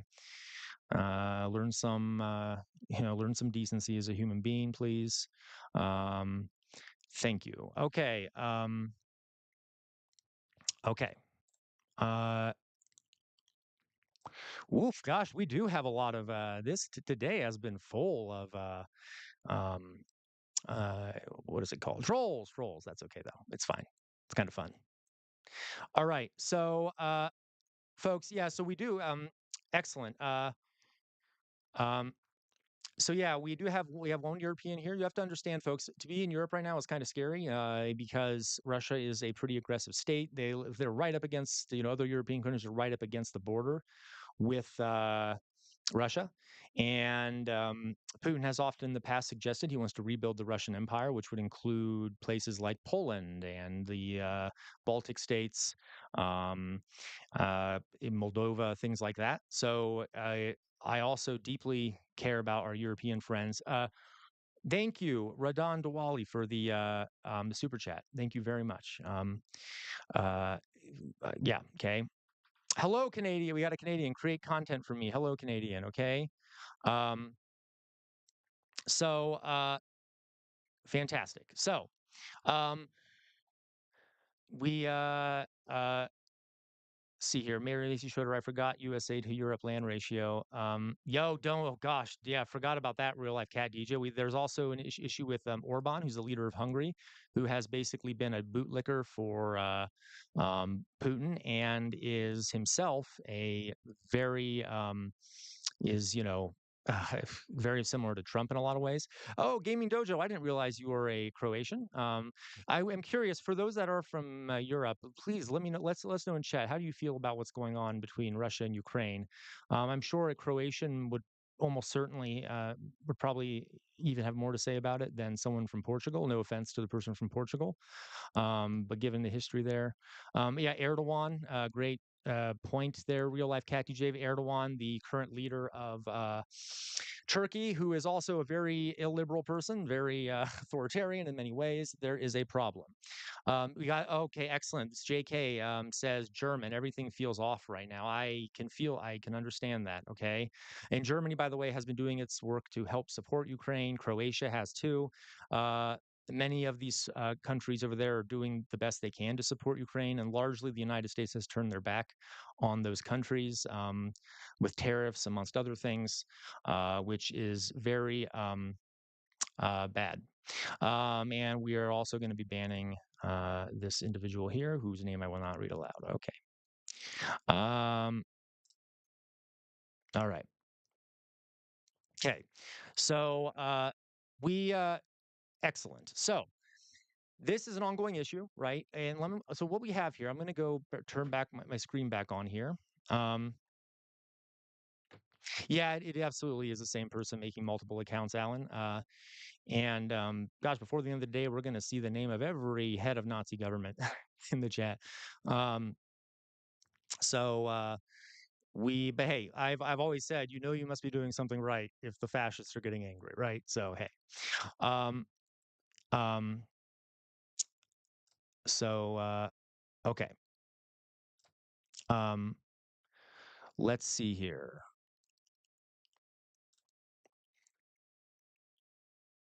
Hey, Alice, say I really ought to. Maybe there might be bots that are coming in here. That's very possible. Russia, I will say, has a very robust bot operation. Not that the United States probably doesn't. Oh, we have someone in Finland from here. I am very glad to hear that. Hello, our Finnish friend. Um, Finland recently joined NATO. They share a massive land border with Russia, and Russia has previously launched aggression against Finland. The Soviet Union did too. So you can imagine what it feels like to be a Finn right now. Though, admittedly, I'm not sure how to say your name, Mix LLLLL. Your country put up a badass fight during the Winter War, trying to resist the Soviet invasion. Kudos for that. If anyone's interested, look up the Winter War and look up the ski troops. Finland utilized troops that were on snow skis, and they effectively, for a while, now it didn't last forever, held off a much larger military. um, and the leader of Finland at the time may not have been the best, but regardless, they did resist tremendously against Soviet invasion. Um, so kudos for that. Okay. All right. Let's continue, folks. So, again, folks, if we have, I'm going to say we have two super chats. It only says one. If we get three more, I'll put on the Jester caller. Let's go on now to uh, let me go here to this other, we'll go back to the live stream here. Um, Here we go.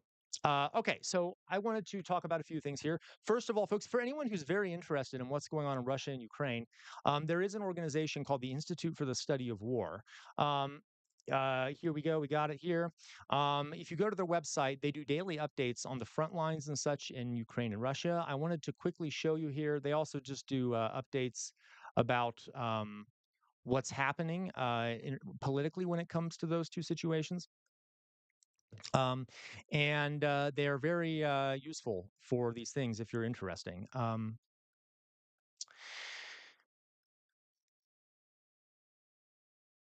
Hey, thank you very much, Radioactive Chicken. Love the name, by the way. It just has to happen. Okay. I that's what happens sometimes. Radon, Radon Diwali. I'm from India. Definitely, Ukraine and Russia is really disturbing. Russia seems to be following the similar Chinese plan.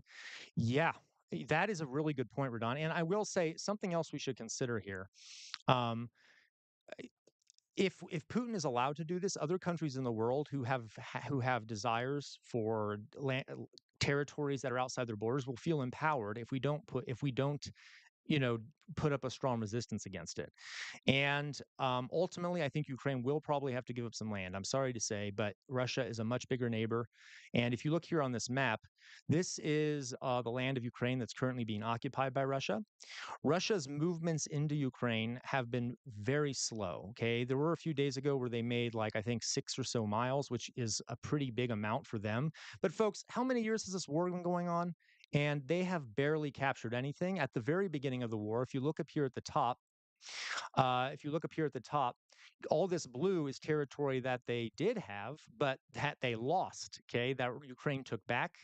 Um, so their drive into Ukraine has been very, very slow. Okay, and this is unfortunate for the poor Russian conscripts on the ground, but thousands of Russians have died over meters. And they have slowly made gains just because they have so many more troops than the Ukrainians have. Um, but they would like to capture the rest of the Donetsk and Luhansk oblasts, which are right here.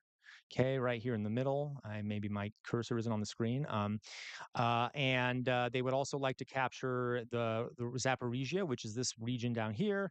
Um, But it has been a slog, and they have lost thousands of soldiers, and almost, I think, 10,000 tanks. I mean, it is insane the fight that Ukraine is putting up.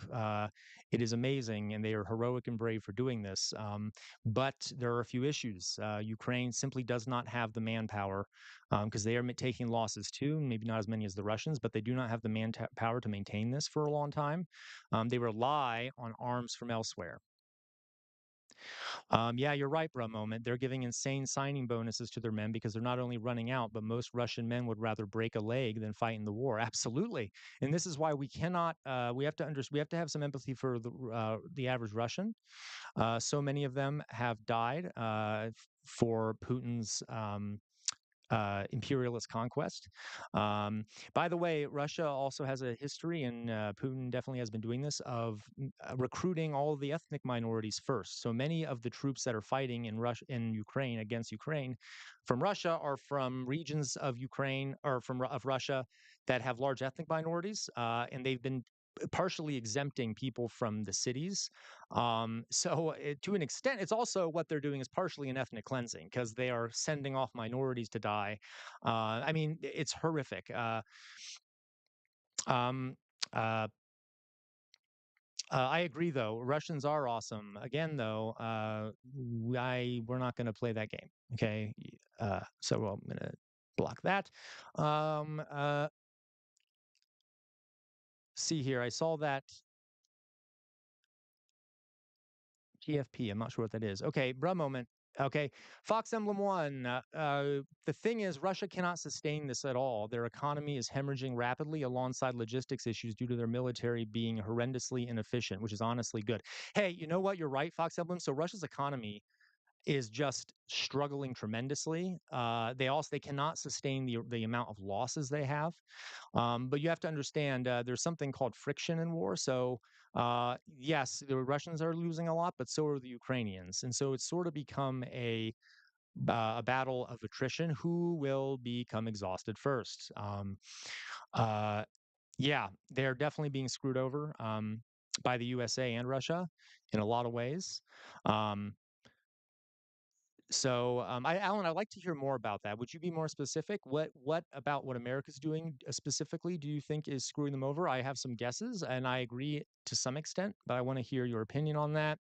Yeah, bro, moment, great job. Also, some North Korean troops.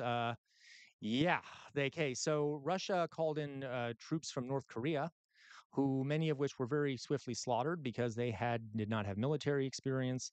Um, they are calling in troops from elsewhere because they are having massive losses. And you have to understand, Russia did not have a great demographic situation beforehand, and now they're losing a lot of the men who could work in their economy. Uh, so it is just a grinding, horrific situation going on there. Um, yeah, many so Big Brain and many of them died. Yeah, I'm sure there might still be some of them there if any of them are still alive, but many of them died. Okay, so again, this war is ongoing. Ukraine deserves to be free. It deserves to have Russians removed from its land. There was a famous video of an older Ukrainian woman basically saying to a Russian soldier, "Your bodies uh, will basically fertilize our fields and help us grow sunflowers." Now, I think that's very badass. Regardless, yes, it is very sad for the Russians who are dying in mass because of their government's choices. Um, yeah, Alan, I do partially agree with that. Alan W says, I feel like the U.S. has been encouraging them to keep fighting, even though they're severely outmanned, when a ceasefire could have been possible a long time ago, in my opinion. And Alan, I agree. I will say this. Uh, I think it's up to Ukraine when they want to finish fighting because it is their future that is at stake. And I know we could say that America sending them arms is sort of encouraging them to do that. Uh, that's very possible. I think that might be partially true. Um, and I don't really have an answer on this. I do think we should keep sending them arms. And yes, if they decide that they want to stop, then that might be the point where that's when we can stop the arms. But you're right. I think you're also right. I don't think either of us I don't think either of our answers are good. And there's no really good answer here, right? Let me see what Radon says here. Talking from an Indian point of view, we have been supporting Russia, even though the Indian political stance is neutral. But in reality, we are buying the oil, even though tariffs are being pushed upon us. Yeah, you're right, Radon.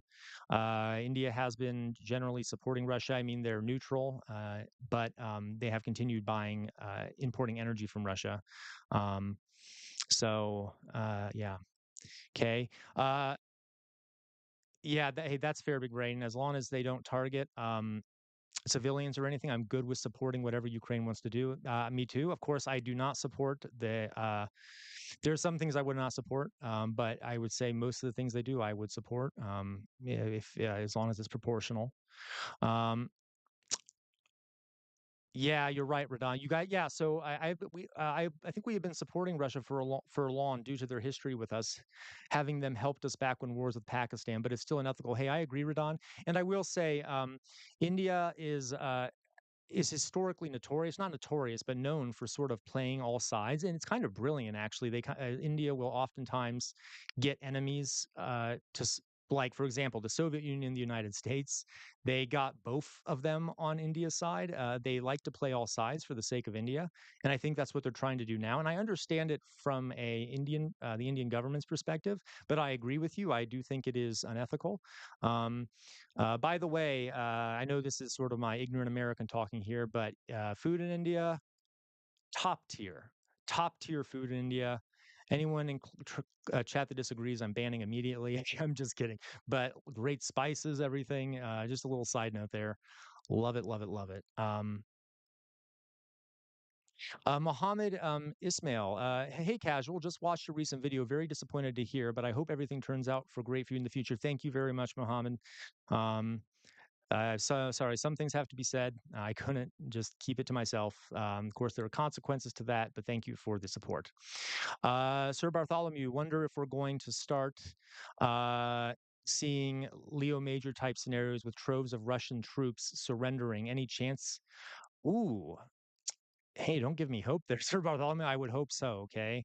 Um, there have been a lot of Russian troops that have surrendered already. There's great a lot of videos online if you go to Reddit and stuff. Uh, and by the way, if anyone from Russia who is fighting now hears this, I don't think they would, but if they did, do your best to surrender. Um, as far as I know, you won't be treated terribly, and you won't need to die for Putin's murderous regime. Um, do your best to surrender, okay, to Ukrainian forces at your first opportunity. Um, okay. Uh, yeah, he has. Gaming Dojo, they have sort of, um, Trump has cranked up the tariffs on India to 50%, which I think it is a power move. I think it's a bit harsh. India is friends with the United States largely. Um, All right, non-alignment movement. Yeah, exactly. Okay. Oh my God, love Indian food. Right, right. Shut. It's probably the best. Okay. Yeah. Oh, Rodon, I couldn't agree more. Rodon says, "Thanks. Nothing beats Indian cuisine. The flavors bring the kind of heavenly feeling which is always timeless." Oh, beautifully phrased, Rodon. It sounds like you're reading from the Bhagavad Gita. Okay, that's beautiful phrased. I may have pronounced that wrong, though. I apologize. Um, Okay. Do I think so? JK says, do I think Putin would have invaded if Trump wasn't around and wasn't so pro Russia? So first of all, he invaded during Biden's administration. Admittedly, I think Obama made a mistake. He sort of let Putin take over Crimea, which sort of gave Putin the impression that he could keep doing this sort of thing. Um, I don't really have a full answer on that. It is possible though, JK. Oh, Mohammed, you're a Somali, then you definitely know, okay? You know. Somali food's also really good, by the way. Um, but yeah, great food, great food. Uh, okay, Alice, say I'm sick of tired because yeah, the price of coffee has doubled because a lot of these tariffs. You're right, Alice. Macy Schroeder, yes, soldiers are humans with rights too. It's hard to choose between slavery and death. Yeah, it really is. Um, Alan, that is fair. I apologize if I construed what you were saying. Alan says, I feel I need to clarify. Excuse me, I'm not calling to cut aid off aid to Ukraine. I feel we shouldn't have pushed harder for a ceasefire. Yeah, oh, absolutely. Okay, we shouldn't have pushed harder for a ceasefire because I think it's unlikely now because Russia now has the advantage. If we would have pushed for a ceasefire when Ukraine took back all that territory, we would have been on better. Ukraine would have been on better footing to protect themselves. Um, Shut. I will relay that message. That is a great point. Remember, folks, says Shut, support your local communities, unions, and call your reps when they do something that you don't like or agree with. They're also human and must listen to us as their elected reps. I couldn't agree more. Um, oh, hey, Gaming Dojo, let's do that sometime. Let's do a U.S. presidential tier list at some point. Would love to do that. I'll try to set that up. Um, Sir Bartholomew, doesn't seem like some of your elected officials actually listen, though, Shed. Well, Sir Bartholomew, I also can't argue with you there, right? Yeah. But I guess suppose folks should do what they can. I do agree, though. Shut is right about getting involved in your local communities. We often forget what's going on in local politics, and getting involved in the labor movement is a really big help. Um, okay. Uh, so let's go on here. Folks, I might need to make some moderators for this at some point, so I don't have to constantly swat down the fascists in the chat. But hey, okay, Mohammed Ismail, maybe you talked about this before, but Putin? But Putin only cares about Ukrainian territory. Is the propaganda true about Putin wanting to regain former Soviet territories? So, Mohammed, Putin originally said that he thought that the worst geopolitical disaster in history was the collapse of the Soviet Union. He's made it very clear that he thinks that losing all that territory in Eastern Europe was a massive hurt for Russia. He has implied on multiple times that he feels that those territories should be regained for Russia. Now then, do I think he would actually try to fully rebuild that empire? No. He's a madman, but he is not a fool, okay? Doing that would involve getting into a war with NATO. And there are a lot of nukes involved in that, and he is not suicidal. That being said, I can understand how people, for example, in Finland field, places like that. Okay. Yeah. So yes, he does say that he has said before he wants to rebuild those things. Yeah. But I don't know if that he would, but yeah. If anyone here knows anyone from Poland, Poland is quickly becoming one of the most militarized countries in Europe because they have a very long and dark history with Russia, and they ain't playing games over there in Poland, and they're prepared in case that does happen. Um, uh, guys, all the folks that are talking about John Brown, I absolutely agree. One of the biggest badasses in history, in my opinion. Yeah, he said some things that were kind of crazy. Regardless, I don't give a shit. One of the biggest badasses in history, and one of the greatest heroes, I think, for white Americans, in my opinion. This is going to sound racist, but hey, if there's one person that white Americans should look up to as like I guess like an avatar of what a white person should do, that would be John Brown. Okay. Now, all people should follow the example of John Brown, but a lot of white Americans don't have very many figures that are that look like them that they can point out as being very just and good people. So I highly recommend that. Okay. Thank you for the super chat. Death died today. Okay, and if you don't know who John Brown is, folks, please look it up. Uh, yeah. Matt, I'm sorry, Matt. Oh, Matt, are you referring to the Portuguese? Because I will say, no offense to the Indian subcontinent. Again, great food, love it. I will say, I think there are a lot of European desserts that do top some Indian desserts. Hey, I'm sorry. I'm sorry. I'm not trying to have a colonial mindset about this. I'm just saying, I love European desserts. Maybe I don't know why, but I do love European pastries and such. Um, my opinion, though, my opinion. Okay, nothing wrong with that.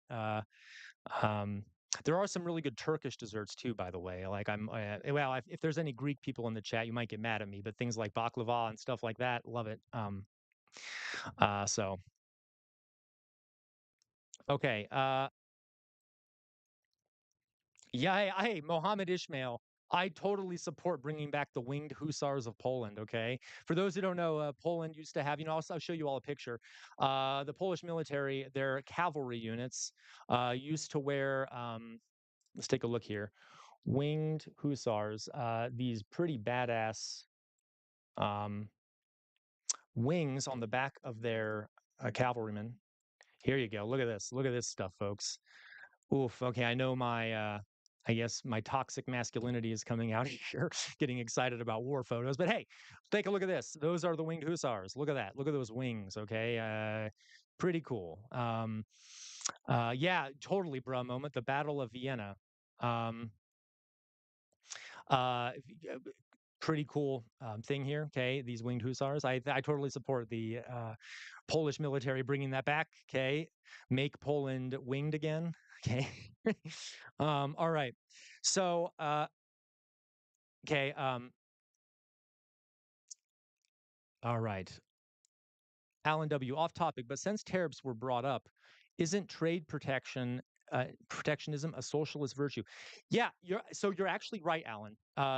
There, protectionism is a largely it's a very left wing idea, and I actually do support some level of tariffs. Um, to protect local industry and things like that. Now it gets complicated with Trump because he is not necessarily doing it because of the tariff stuff. This is a complicated issue, but he's also just doing it willy nilly. He's just like, oh, let's put blanket tariffs on people, and then if there's a problem, I'll remove it later, and I'll put it back on, and I'll remove it later, and I'll put it back on, I'll remove it later. Okay, but yeah, so you're right though. Protectionism is left wing. So I agree with that.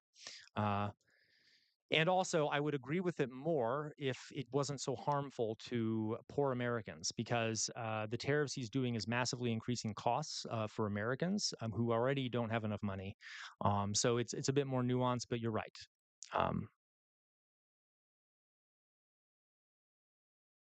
all right. Okay, guys. Great, great, great, great, great. So let's go back to what we're sort of some of the stuff we're talking about. We talked about just war doctrine, okay, just war theory. Um, I wanted to yeah, I did wanted to show you this too. This is from a Ukrainian source. We can never fully trust even a Ukrainian source because when fighting a war, it is beneficial to put out information that is beneficial to you. But I generally support Ukrainian numbers more than Russian numbers. Doesn't mean oh, is it Mohammed? Oh, well, I'm sorry. I didn't mean to put up a Lord of the Rings image, though I do love Lord of the Rings, I will say. Just to show you this, the Kiev Independent is calculating that Russia has lost around 1 million troops. That is an unimaginable number. It's very sad. Um, okay, so I just wanted to quickly show you that. Um, I do want to let's watch a little video here. I started watching it, but this is just sort of what's going on right now with the meeting between Putin and Trump today in Alaska. By the way, part of Alaska used to be owned by Russia, and then we purchased it from them. Just kind of a fun side note there, though apparently Trump is considering giving Alaskan resources to Russia. Folks, for those who are in chat now, uh, for those who are in chat now, we only need 2 more super chats, and I will put on the Jester Caller.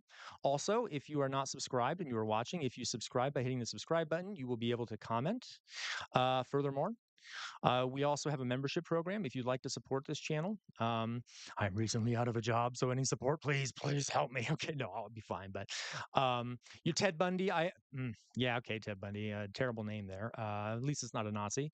It almost certainly is too high. The number 1 million is way too high, or maybe not way too high, but pretty high. These are Ukrainian numbers, so you can't fully trust that. Okay. I agree with that. I will say the Russian numbers are too low, the Ukrainian numbers are too high. No one has a really good calculation on this. Yeah. Yeah. Okay. Thank you, Mohammed Ishmael. Okay. Just one more super chat, folks, and I will put on the collar. Okay. Let's watch this. Someone asked, is this from today? Is this from yesterday? 8 hours ago. Yeah. So this is from today. Let's watch it together. This is from the BBC, the British Broadcasting Corporation. Let's hope I don't get a copyright thing again. I don't think I will. I will actually speed it up. Maybe that'll help a bit. Playback. Okay, we'll just take a look to see what these folks have to say. Here we go. Oh, actually, let me make sure. Let me again, folks. Tell me if um, okay, that's fine, Ted Bundy. If that's your legal name, I'm sorry about that. But yeah, okay. As long as you're not, as long as it's not a Nazi name like I've seen in chat. Okay, here we go. Welcome back to BBC News. I'm Medina Campbell. Let's take a look at some of the day's other stories now. And Donald Trump says Can we hear he it? believes Vladimir Putin is ready to make a deal as the two leaders prepare for talks in Alaska later. Mr. Trump says he's expecting a good meeting, and if it goes well, he hopes follow-up talks will take place with the Ukrainian President Volodymyr Zelensky. Ahead of the meeting, Mr. Putin praised Donald Trump's efforts to end the war. Quiet. Okay, guys, let me fix it for you, all of you. Let me take a look here. Let's go over here. I'm just going to play a little bit so I can hear it again. Okay. Yep. I see what you're saying, folks. I will turn it up. If this is too loud, let me know. Here we go. Is this better? And if not, Sincere. Well, soon the American and Russian leaders will be making the long journey to Anchorage in Alaska for the talks, where the two men will be joined only by their translators. In a moment, we'll hear from Tom Bateman, but first, here's my colleague Sumi Somaskanda reporting from Anchorage. okay. We've arrived in Anchorage. Let's start it over then. There Welcome we back go. to Okay, BBC excellent. News. I'm Medina Campbell. Let's take a look at some of the day's other stories now. And Donald Trump says he believes Vladimir Putin is ready to make a deal as the two leaders prepare for talks in Alaska later. Mr. Trump says he's expecting a good meeting, and if it goes well, he hopes follow-up talks will take place with the Ukrainian President Volodymyr Zelensky. Ahead of the meeting, Mr. Putin... Why do we have to wait to follow-up talks to include the president of Ukraine? Like, am I insane to think that? You know, discussing the fate of another country without that country being present? Um, I think that's crazy. Has anyone's ever heard of the Munich Agreement? Not the Munich Agreement. The Berlin Conference. Was it the Berlin Conference, where a bunch of European nations got together. This was during the era of colonialism and imperialism, and they literally took a map of the African continent without any representatives from Africa, any people in Africa there, and they cut it up amongst themselves and divided it amongst themselves without consulting a single person from Africa. This is sort of what it reminds me of. Okay. If anyone's interested, you look that up. The Berlin Conference, really dark time for the African continent. Okay. Here we go. Praised Donald Trump's efforts to end the war as energetic and sincere. Well, soon the American and Russian leaders will be making the long journey to Anchorage in Alaska for the talks, where the two men will be joined only by their translators. In a moment, we'll hear from Tom Bateman. Real fast, do we all remember when Trump, I believe, met Putin in, was it Finland? It may have been Sweden or Finland. Oh, Helsinki, that's right. He met Trump in Helsinki, met Putin in Helsinki. And he had a private little meeting with Putin, and he had the translators actually destroy their notes afterwards. And to this day, we don't know what they talked about. Kind of sus, don't we all think? A little sus. What are you doing talking to Putin and then getting rid of the notes? God knows what they talked about. And we all know that Trump is very strangely affectionate for Putin. Like I said yesterday, as a gay man, I can officially say that they should just come out of the closet and announce that they're partners. Okay. I don't know what's going on there, but it's very, yeah. It's suspicious. Let's put it that way. A little sus. And we also know that the Russian government did a bunch of information campaigns during the election to support Trump. That's been verified by multiple reports. Okay. A lot of smoke there. Don't know if there's a fire, but it certainly is sus. Okay. Bruh moment. Is Trump the top or the bottom? Oh, don't put that image in my head, please. Please don't put that image in my head. Meh. I'm loving these opinions here. Okay. I'll leave it to you. Rick Sanchez, if Zelensky wasn't so greedy, this war would have been over years ago. Rick Sanchez, I will say, I don't think it's that simple as that. The Ukrainian people don't want the war to end. Okay, a lot of them don't because they feel their country has been invaded. Zelensky is by far not a perfect guy. I think he's been done very well for the situation he's in, but it would be hard for him to just end the war with the amount of vitriol in Ukraine at Russia and the situation. Okay. Uh, this conversation about Putin, going to have nightmares. Thank you. Yeah. Once again, I tell all of you, you're all degenerates. But I love you. I love you. Okay. All right. Let's continue. Oh, Aaron Ra. If this is the real Aaron Ra, please tell me because I love Aaron Ra, the YouTube creator.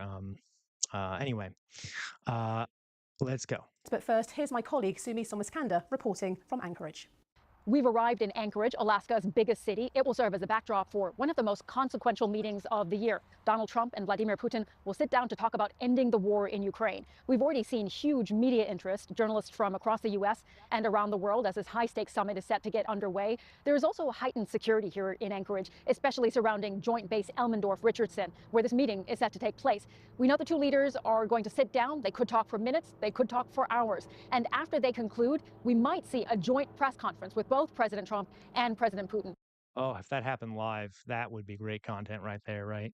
See, folks, this is the problem with me now being like doing live streaming. I'm starting to think like a live streamer. I feel like a dirty capitalist. I'm just like, anyway. Okay.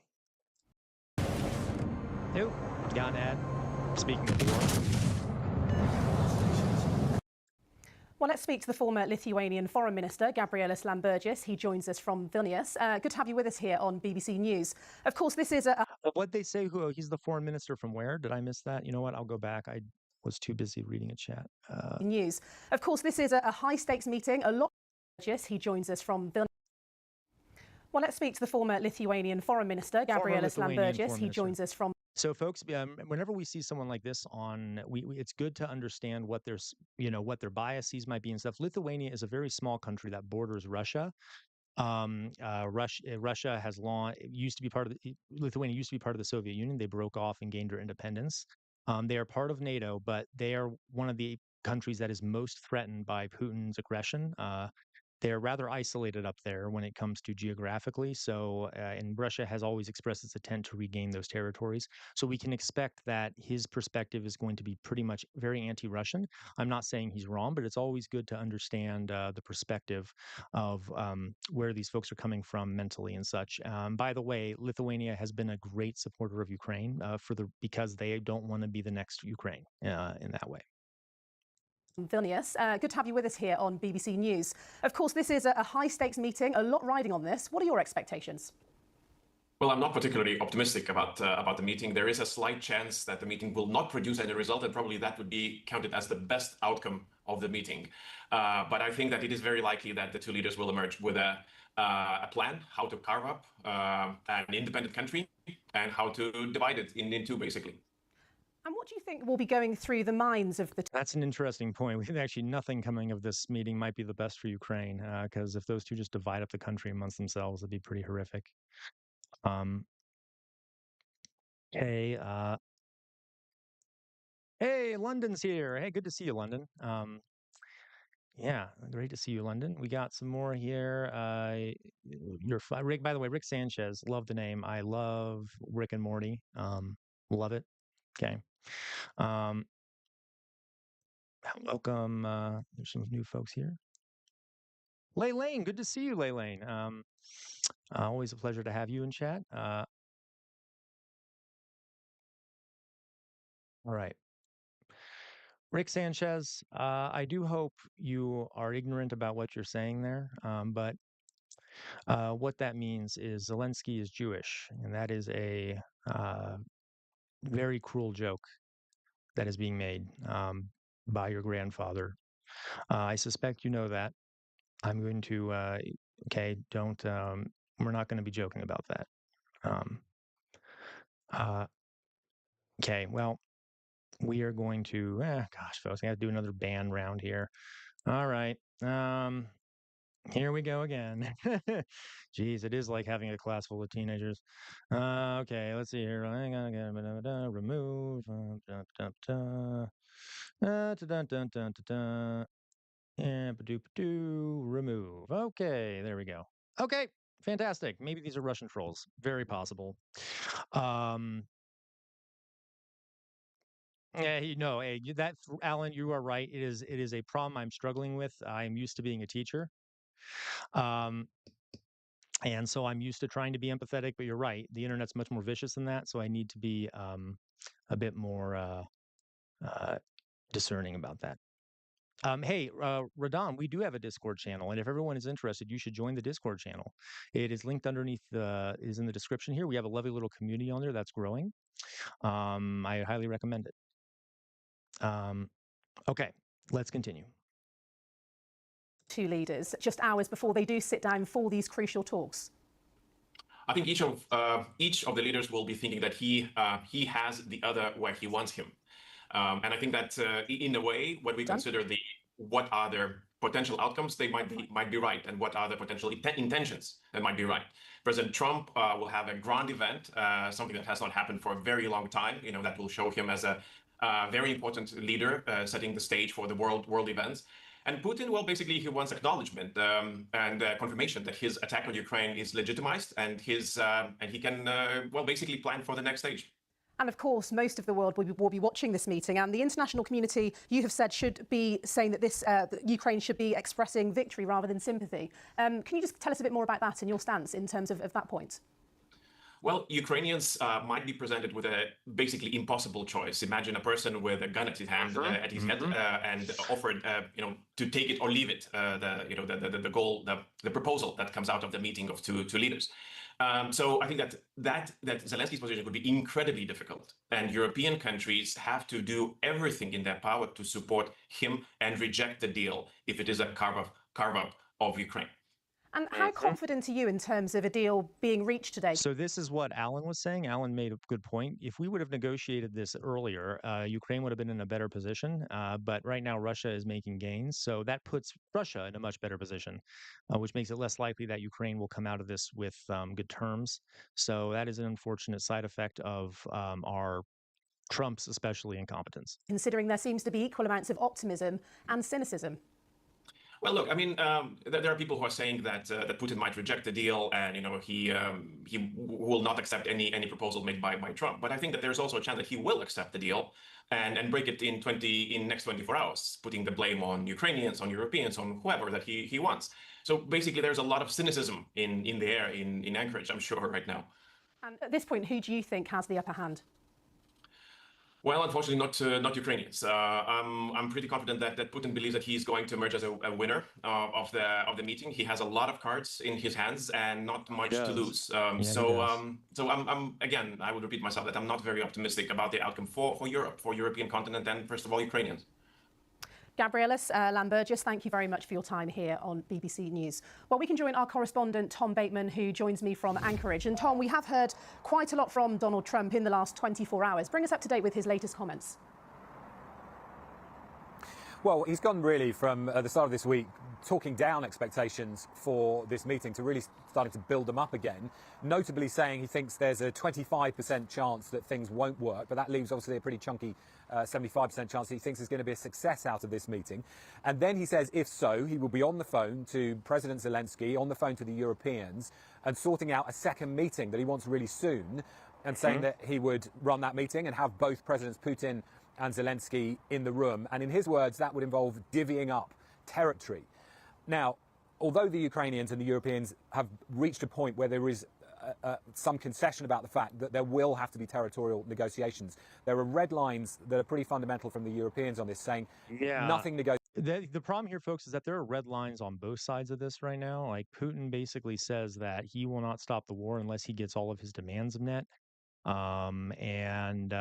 Ukraine also has some pretty tough red lines. Ukraine basically says Russian troops need to leave all Ukrainian territories. Someone has to give at some point. So it's a lot of red lines all around, but that's what negotiation is for. Before the Russians agree to a ceasefire. That was always a demand of President Trump. They're trying to hold him to that. The Europeans are saying they got an assurance from the American president earlier this week in their virtual summit that today's meeting wouldn't be about a carve-up of Ukraine, just agreed between the Americans and the Russians without the Ukrainians at the table. So that is going to be fundamental to the outcome of this. But remember, if President Trump gets what he wants, which is a second meeting that would then lead to carving up territory and a ceasefire, he's got to get President Putin to agree to that today, i.e. to sit in a room with Vladimir Zelensky and the American president in the next few days. Of course, President Putin can very easily veto that, and it's what gives him such a trump card with President Trump in this meeting today. And Tom, you alluded there to a second meeting. How much do you think today's meeting is about show as opposed to substance, perhaps? Yeah, it's a really important question because for Mr. Putin, remember that the moment he steps onto American soil, he has something that he can tell his audience at home is a huge breakthrough, a By the way, strategic folks, shift you for know what Russia really disgusts me? back Here, I'm into going the to global. pause this. What really disgusts me is remember, Putin has an arrest warrant out for him because he's been charged by the criminal court for war crimes.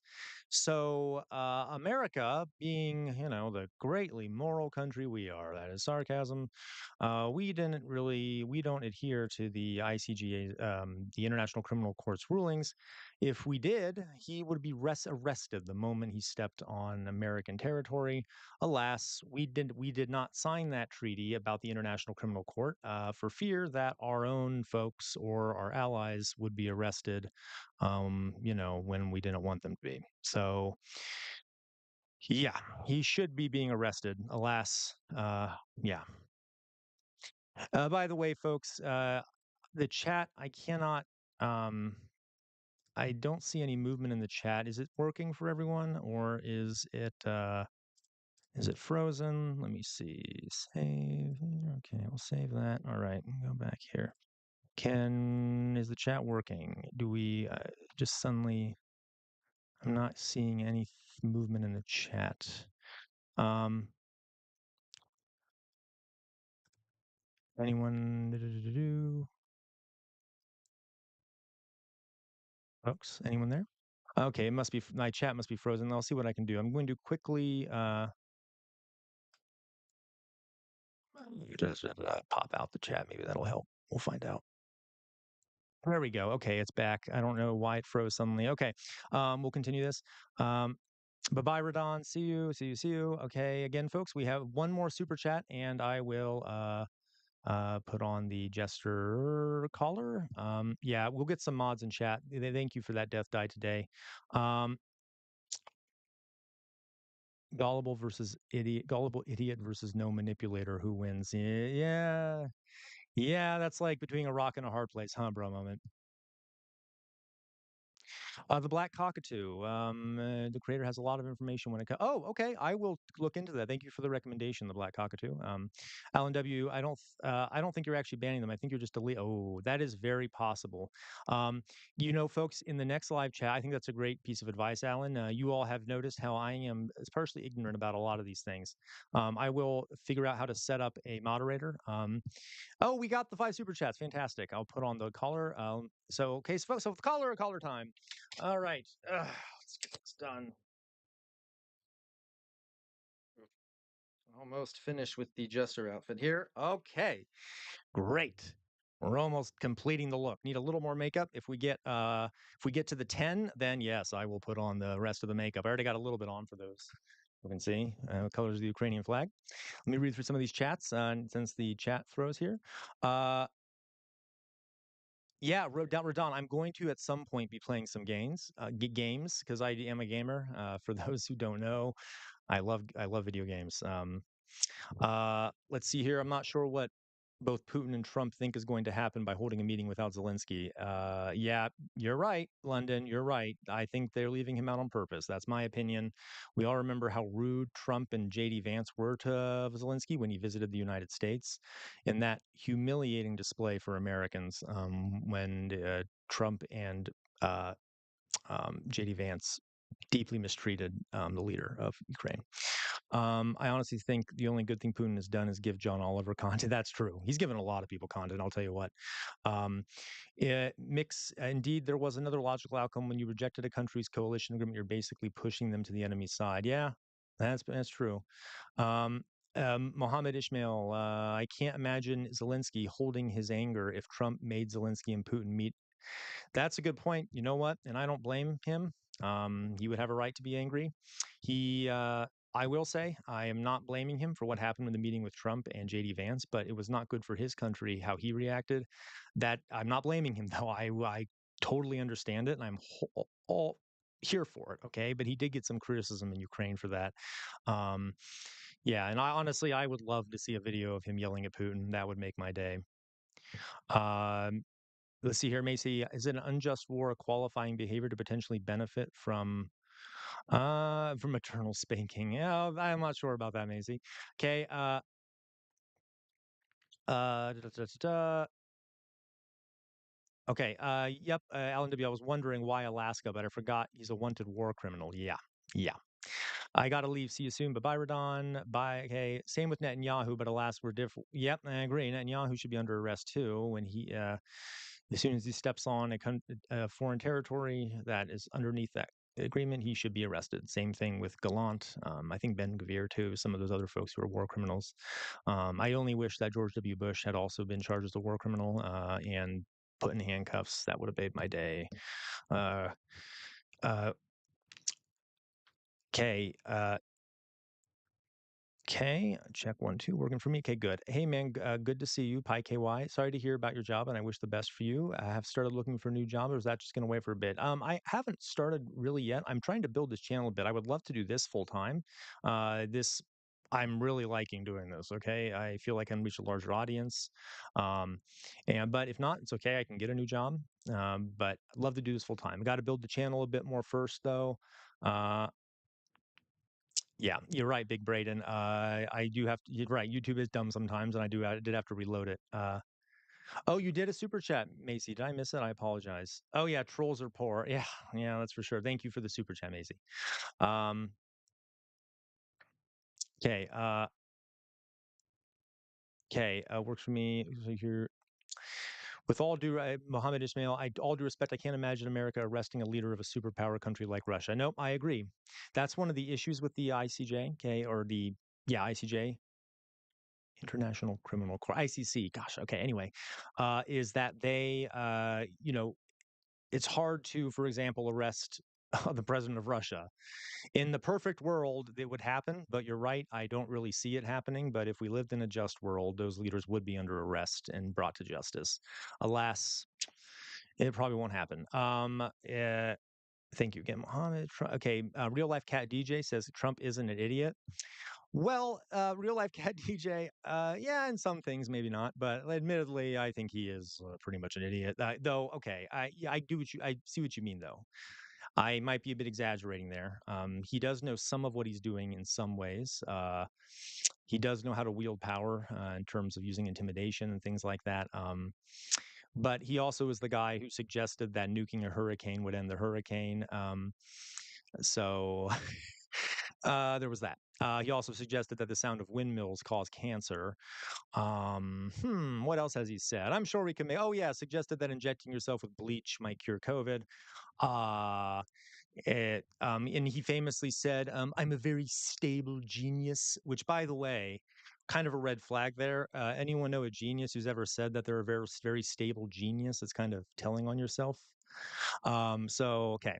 Uh, one super chat didn't get counted. Okay, fair. Oh, excellent. So then we are at 7. 3 more, and we'll put on more makeup. Um, instead of a caller, can we get the makeup? Nope, that'll be when we get to 10. I'll count us as having 7, because I do believe we did have one extra that wasn't counted. Big Braden, Disco Elysium stream when? Oh, that's a good call. We'll do that, okay? Teach us full time instead. I would love to. Resident Union Thud, thank you for the super chat. Okay. I would love to teach you guys. Macy Schroeder, would you join Midas Media? Midas Media is partially funded by the Democratic Party, so I probably would not join Midas Media. I do like a lot of their content, but they're kind of what's the internet term here? Simps for Democratic elites a lot of the times, and I can't stand that. They're a bit too elitist for me, but I do appreciate a lot of the work they do, especially the anti-Trump work they do. When's the last time someone was arrested on a warrant from the ICC? I would guess, LSA, that it is probably some African leader because, now, folks, let's think about this. Why do we think this happens? There are lots of Africans who get arrested on ICC warrants. Oftentimes, they're tried by European prosecutors. And so a lot of Africans get arrested for these things. There are some folks that got arrested by the ICC in the Balkan states in Europe, but it's almost always folks from very poor countries, oftentimes countries that have a lot of people in them that are not white. And yeah, so I'll let you all come to a conclusion about why it is that certain places get arrested, people from places get arrested more than war criminals in other places, okay? But I think you all know the answer. Okay. Um, Red Dead Redemption 2 is a fantastic game. I have played it. I could also do that on screen, okay? Okay. Uh, okay. Thank you, Khalid Mohammed Ali I'm sorry, El Hishri for alleged crimes again. Yeah, yeah, I mean, he deserved it. But again, you notice a lot of the folks that do get arrested are uh, not Europeans. Let's put it that way, not white people. Um, you can teach us. Thank you, Big Braden. What time is the big meeting today with Trump and Putin? Folks, I don't know. So, let's look it up. I am curious. I would love to watch that live. Um, Trump meeting with Putin time.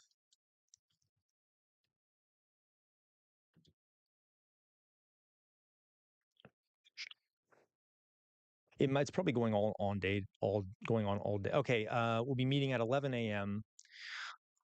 I'm sorry, 3 p.m. Eastern on Friday. Um, so that'll be about in an hour. Okay. Um, that would be interesting for us to watch. If I'm still on, then we might take a break at some point just so I can you know uh, take a biology break, eat and something. But we might actually do it where I come back. I want to see if they do a press conference. We can watch it live. Okay. Yeah, JK, you're right. He's very good at self promotion. I should um Cat DJ, it does have a good point about that. Like he's very good at self promotion. He's very good at using the power of the presidency to get what he wants. Not the illegal parts, that's bad, but using the bully pulpit. Um, yep, he did. He did. Driving after tanning. I know the term hasn't been a year yet, but I bet Trump said way more hilarious and insane shit in his first term. He probably did. He said a lot of real crazy stuff in his first term. Do we also remember the where's that picture where I'll pull it up for you. The Sharpie map um, with a hurricane. Uh, oh God help us all. Okay. Um, Here we go. Oh God help us all. All right. So I'll pull this up here so y'all can see it. I'm sure you all remember this moment where Trump was doing a press conference regarding the hurricane, uh, Hurricane Dorian. Jeez. The horror, the horror, the horror. This is this is what we uh, this is what we ended up seeing there. Um, uh, oh gosh, what's going on here? My gosh, YouTube is being weird.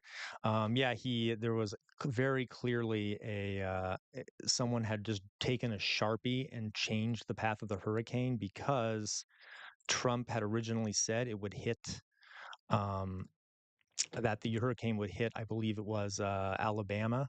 And so, but he was wrong. So they just changed the image using a Sharpie to include Alabama on this map. It was very obvious to see. I suspect he probably just did it himself. Just took a Sharpie. He probably even held it like a kindergartner. He probably held it like this. But he didn't hold it like you're supposed to write. He probably was just like this. I'm gonna drown. Okay, and just did it on there like a lunatic. Anyway, yeah, Trump is he's a character. That's one thing we can say about him. Uh, Okay. Okay. So anyway, all right. Let's go back to some of this video here. We finished watching it. All right. Can everyone see it? Good. Good. Good. Yeah, they'll start after he changes into a fresh diaper. Yeah, a Pi KY Elden Ring is one of my favorite games. As a matter of fact, the Dark Souls, any sort of Dark Souls adjacent Dark Souls game, love them to death. They're some of my favorite games. Yeah, really good games. Absolutely brilliantly made. Love the art style. Love the creatures. Really great. The difficulty. Mohammed Ishmael, you, everyone in chat, let's share out with Mohammed Ishmael how we feel about Trump. Okay, Mohammed Ishmael says, "I'm amazed he's still your president." Uh, Mohammed, that's what I think every day I wake up. I am amazed he's still my president. Okay, so yeah, it's very difficult. Okay, all right, let's go, folks. Let's continue this video. Community, his re-entry onto the world stage, because Russia has been isolated by the West, led by the Americans, ever since he invaded Ukraine in early 2022. And so that is why the Ukrainians are saying it's already a victory before anything's even been discussed for Russia in that sense, because you have a realliance, basically, between the Russians and the Americans. And it's really notable, Adina, that the Russian delegation that's been announced so far is much bigger than the American one. Mr. Putin is bringing not just his foreign and defense ministers, but his finance minister, Kirill Dmitriev, a key, a longtime friend, and his investment envoy, which I think tells you something about the terms in which Mr. Putin is seeing this. He wants it to be about discussions around energy, around the way that these two countries can deal with the Arctic, and to basically re-engage Russia with the Americans. The Arctic thing is interesting, folks. As we destroy the planet, can't believe that that's just a casual thing we can say now. As we destroy the planet through climate change, ice in the Arctic is melting, and underneath that ice are massive natural gas fields, oil fields. There's probably other natural resources there, and Russia, the United States, and other countries in the northern part of the world are scrambling to gain control of those resources. So as we melt the ice, there's going to be a lot of competition over those resources. That's one of the reasons why Trump wanted Greenland, because it gave America a very close base to the Arctic. And so you have that to look forward to too. Great, another resource scramble amongst nuclear powered states for resources that are being exposed because the planet's dying. So oh, you gotta love it, right? Gotta love it. Okay, we'll continue. And happening right here, about as far away from Europe as it's possible to get. That's exactly how Mr. Putin wants the world to see it. Tom, good to talk to you. Thanks for summing that up for us. That's Tom Bateman, our correspondent in Alaska. Now, our Russia editor, Steve Rosenberg, is in Alaska as well, and he gave us his thoughts ahead of the meeting of Presidents Trump and Putin. Imagine bringing your side project to life just by thinking about it. Meet Base 44. I mean, really, we don't know what is going to happen today. It's a big moment, a very big moment, right? President Trump meeting President Putin face to face. They'll have a one-on-one meeting to begin with, and then their delegations will sit down together. Will this lead to peace in Ukraine? We don't know, but certainly the Ukrainians are nervous that Ukraine is being sidelined in this meeting. President Zelensky has not been invited to take part in the summit. And so, yes, there is concern in Kiev that at the end of this meeting, or by the end of the meeting, Donald Trump will have taken the side of the Russian president and become sympathetic, or showed sympathy for his maximalist demands regarding the war in Ukraine. We know that Vladimir Putin is a master of persuasion. We saw that in 2018 at the Helsinki summit, the Helsinki Putin-Trump summit, when I remember the two men came to the press conference afterwards, and on the question of whether Russia meddled in the 2016 US presidential election, President Trump took the side of Vladimir Putin over US intelligence agencies. It was quite a moment. And so, you know, that adds to concern, I think, in Ukraine, that this will not end. $10 says they make out at the meeting, Trump and Putin. Anyway. Well, for the Ukrainians. But whatever is agreed or not agreed at the summit, in a sense, Vladimir Putin has got already one thing. Hope one of them brings condoms at least. He wanted, and that is this summit, this big moment in the geopolitical spotlight. Because if you think back 3.5 years to when he launched the so-called special military operation, pouring Russian troops across the border into Ukraine, Western leaders tried to isolate Vladimir Putin. They tried to treat him as a pariah. We saw the thousands and thousands of international sanctions being imposed on Russia. 3.5 years later, Russia's war in Ukraine continues, and yet Vladimir Putin has been given this summit, his moment in the spotlight, and that is why Russia is already. That's the other thing, folks. That's the end of the video, but the very fact that Trump is meeting with Putin, that is legitimizing Putin, his regime, and everything that's happening. You know, a diplomatic event like this is a big event. There's a lot of pageantry that goes into it. There's a lot of cameras, and you know, like Biden, for example, would not meet with Putin. I don't blame him. That would have been legitimizing what he was doing. So a lot of times leaders will set conditions before they even meet. I believe Biden had said, Russia has to leave eastern Ukraine. Now, admittedly, eventually they will have to meet, but the way this is going, it's also a big win for Putin's sort of propaganda apparatus in a lot of ways. So there's that to consider. Andoni, thank you. Welcome to Resistor Level.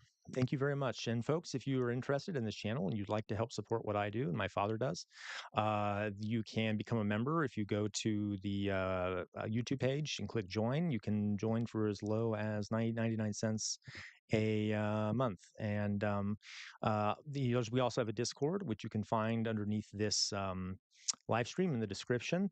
I'm going later today, folks, for those who are on the Discord, I am going to be asking around for some people who'd be willing to moderate these chats, because as we're getting more and more people in here, it is becoming a situation I cannot fully control.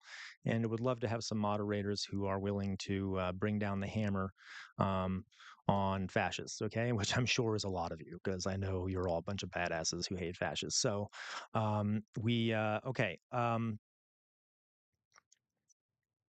The red jumpsuit propaganda apparatus. Let me read some of these things. Damn, I didn't know prisoners are allowed to vote in Canada. Yeah. Oh, well, let's say thank you for telling that. A lot of felons in the United States cannot vote. I don't even know if they can anywhere. There might be a few states that allow it, but I think that is moronic, because a lot of times crime is much more related to socioeconomic issues. And if we give people that commit crime, don't let them vote, then how are they going to vote for things that will change the socioeconomic issues that make some of them commit crime? I mean, I think it's very foolish and undemocratic, et cetera, et cetera. They are still American citizens after all. Is America still going to take Greenland? Right now, that appears to be on hold, Alice say. God knows what's happening behind the scenes, but right now it does appear to be on hold. In real life, Cat DJI, I agree with you there. Okay, Trump being president isn't really all that surprising. This is the country that gave us Nixon. Yeah, you're right, and George W. Bush, and yeah, it really isn't terribly surprising. Yeah. Oh, Grell, this great talk about Elden Ring. Please fair. Okay, let's see here. Speaking of Nixon, what should Trump's version? Macy says. Speaking of Nixon, what's should Trump's version of Watergate salad be? Okay, well, first of all, Trump was worse than Nixon when it comes to the crimes he's committed. Yeah, I mean, well, Nixon did some horrible things in foreign policy, but when it comes to domestic crimes, Nixon kind of tried to cover up a break-in that his party did and hid it and then lied to Congress about it. But Donald Trump had tried to overthrow the government to an extent. He did something called the rigged election or the elector plot. It was literally an attempted coup. I will do a stream about it sometime. The fake elector plot. And he rallied people to go attack the Capitol. He also tried to make a corrupt deal with Zelensky over the phone, which he was impeached for. He is the black hole of crime. Okay, all crime seems to go to him, and he's not nearly as bad as Nixon. And yet Nixon, at the very least, resigned because even his own party couldn't stand the thing he had done, which was much smaller than the things Trump has done. Oh, how the United States has sort of gone downhill. Okay, don't get me wrong, it was not great during Nixon, of all the death and stuff in Vietnam, his extreme homophobia, and I mean, there's a lot there, but you see what I'm saying here. Can we ask? Yeah, I don't know, Big Brain. I don't know if we could ask Trump to point to where Greenland is on the map. I feel like he'd accidentally point to the Black Sea or something and be like, "I see color," and think that anyway. Yeah. Oh, good. That London. Oh, I love that comment. Whatever you do, don't ask a U.S. president to tell you where Iran is. Oof. Oh, yeah. Yep. I can tell you that's an issue with a lot of Americans. A lot of people who I used to have to teach geography, and Americans have a marked lack of knowledge about geography. This is partially due to us being situated really far away from most of the world.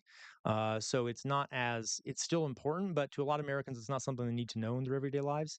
But it is a big issue here. Okay. People do not know their geography. If you're one of those people, I recommend there's all these sites online you can go to that'll help you learn some geography. Um, Yeah, Alice say that's dark. Big braiding. Careful, buddy. You might be an American soon. Yeah. Oof. We love our friends up north. I'm so sorry, Big Braden, that our president. By the way, on a side note here, though, in defense of Big Braden and in defense of Canada, the United States has attempted to invade Canada before. They've actually done it twice. And guess what? We were horribly defeated both times. So, hey, um, can imagine like a maple leaf with like multiple assault rifles and missile launchers. Anyway, yeah, it's so yeah, But anyway, uh, yeah, we love our friends up north here. Oh, I don't know what that means, Macy. Macy, you've had some strange comments today. What is that about, huh? What does that even mean? I don't even. What are you referring to? Okay, Alan W. Bartholomew. Yeah, it doesn't make sense to me. I don't get what people think would happen. Like America, think that if felons can vote. Yeah, yeah. Big Braden says, if it makes you feel better, I got a French last name. Oh, are you Quebecois? Maybe pronouncing that one. It's large because I had pro-Trump before that. Okay. Oh, these are great messages. I'm sorry, folks. I'm gonna have to skip some of them just because there are so many. John Oliver called it stupid Watergate. Yeah, yeah. That's good. I like that. Real cat DJ.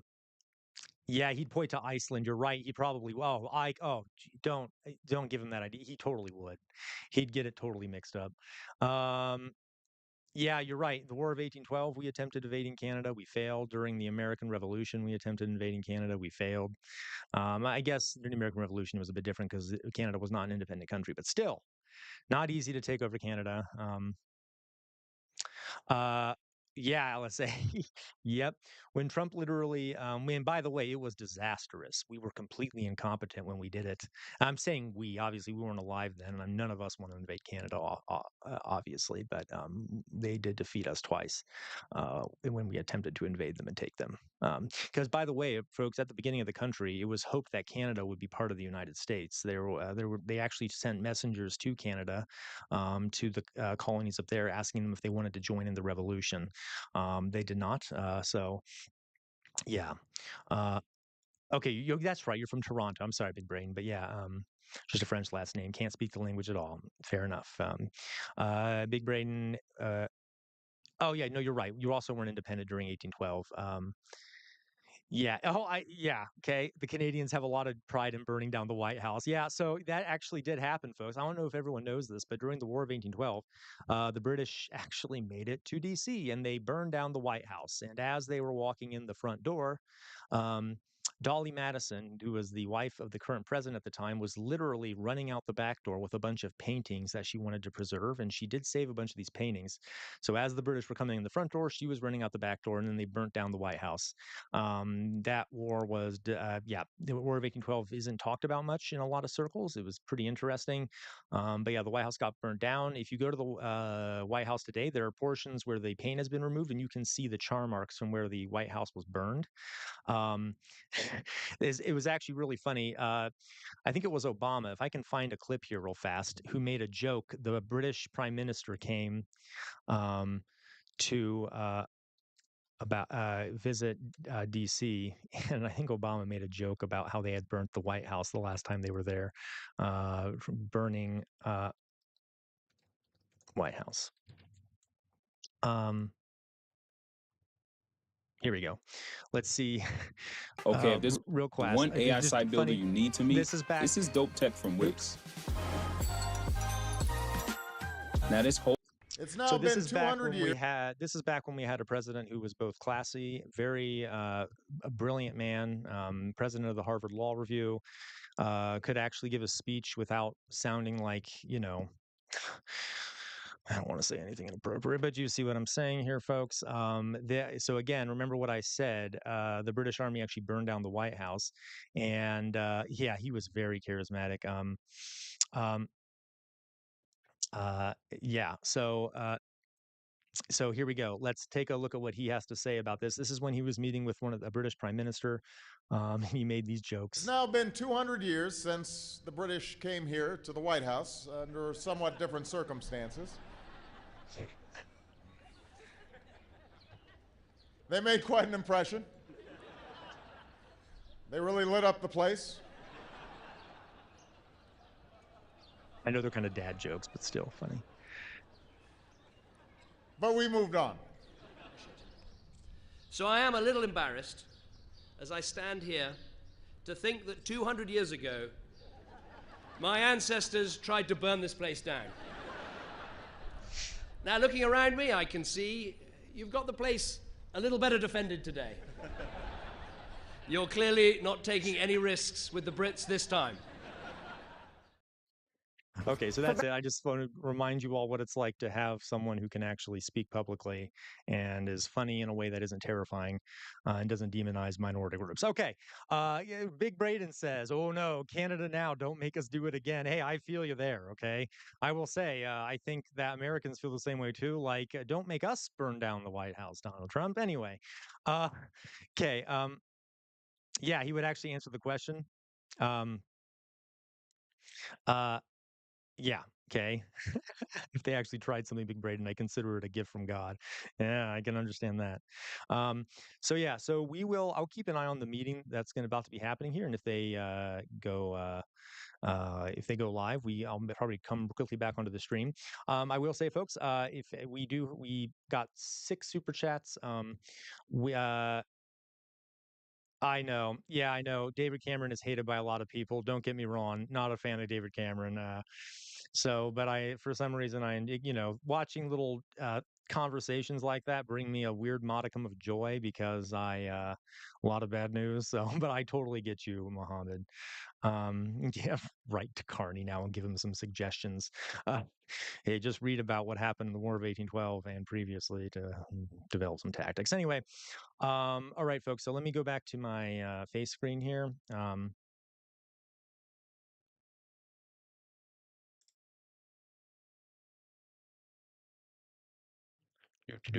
Okay.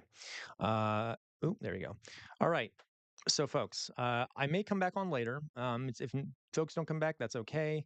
Let me get to my screen here. Gosh, why is YouTube so slow today? Okay.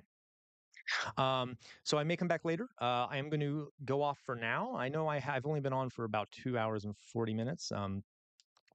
But we did not reach the final super chat goal, but that's okay. Thank you, everyone who did contribute. If you would like to help support the channel, you can become a member. If you go to the YouTube page here, you can join for as little as 99 cents a month to help support what I do, what my father does for the reaction videos. Many of those don't get monetized. You can, if you're not subscribed and you're listening, you can subscribe. That will allow you to chat. You'll also be able to get updated on new videos. Also, if you like these live streams and if you want to know when they go live in the future, click the bell icon below the video so that you know when it is when I go live. Am I missing anything? Oh, by the way, folks, I think it was Death Died Today who recommended this. I actually started a Patreon page, and I'm still sort of working out the particulars, but I do have a Patreon now. You can also find a link to that if you want to go there. I think it's $5 a month to become a member. Again, still working on that, but if you want to start early on that, you can join there. All right. So, folks, you all know what I'm going to say. I know this live stream, we went over a few things. We talked about some international stuff in regard to Ukraine. I did not talk much about American empire. I know I oftentimes don't get to all the topics, but I do that for the sake of time. So we, in the future, we'll talk more about American empire. Yeah, chain breaker. So you all know what I'm going to tell you. Let me get this ready so we all can get ready for this. Okay, my fellow revolters. Okay, here we go. Never stop resisting. Okay. The easiest way you can resist is to think for yourselves, especially when there's a fascist takeover. You need to think for yourselves. The easiest way you can resist is to think for yourselves, and that includes when you listen to me. Heck, I look like a lunatic, don't I? I'm wearing a jester hat. I have makeup on my face. I'm wearing a jester collar. I could just be spewing nonsense. You don't know. Don't trust what I say. Think for yourselves. Find information. Verify what I say. I make mistakes. I'm human, okay? But think for yourselves. That's the best way to resist. Secondly, the best way to fight fascism is to massively fundamentally reform the society. Fascism is a symptom of a sick society. People turn to fascism when they feel alienated from their government, when they no longer trust democracy. Make the democracy work for the people again. Right now, it is not a democracy. It is essentially an oligarchy. Campaign contributions, amongst other things, have made the country undemocratic, alienating large parts of the population. Make them believe in America again. Make some major reforms, bring people back to believing in American democracy. Lastly, here, if you look at the wall behind me, next to the Ukrainian flag, which I believe is quite telling because Ukrainians right now are sacrificing for themselves, you will see a sword that is Chainbreaker. Chainbreaker has legend in my family of having been responsible for the deaths of at least 7 slave owners. We can never forget the sacrifices that people in the past have made in this country and around the world for some of the freedoms they have, for ending things like chattel slavery, for getting women the right to vote, for gay people having more rights, for all these different groups having more rights. We can never forget that, never forget their sacrifice, and we have to preserve those things they have gotten for us. We also must look to the future to improve those things we do have and further expand our liberties, our freedoms, and make society better for everyone. And on that note, folks, I love you all. Thank you very much for being here. And I may come back on later if Trump and Putin do a live press conference. Otherwise, I'll see you soon. Bye-bye.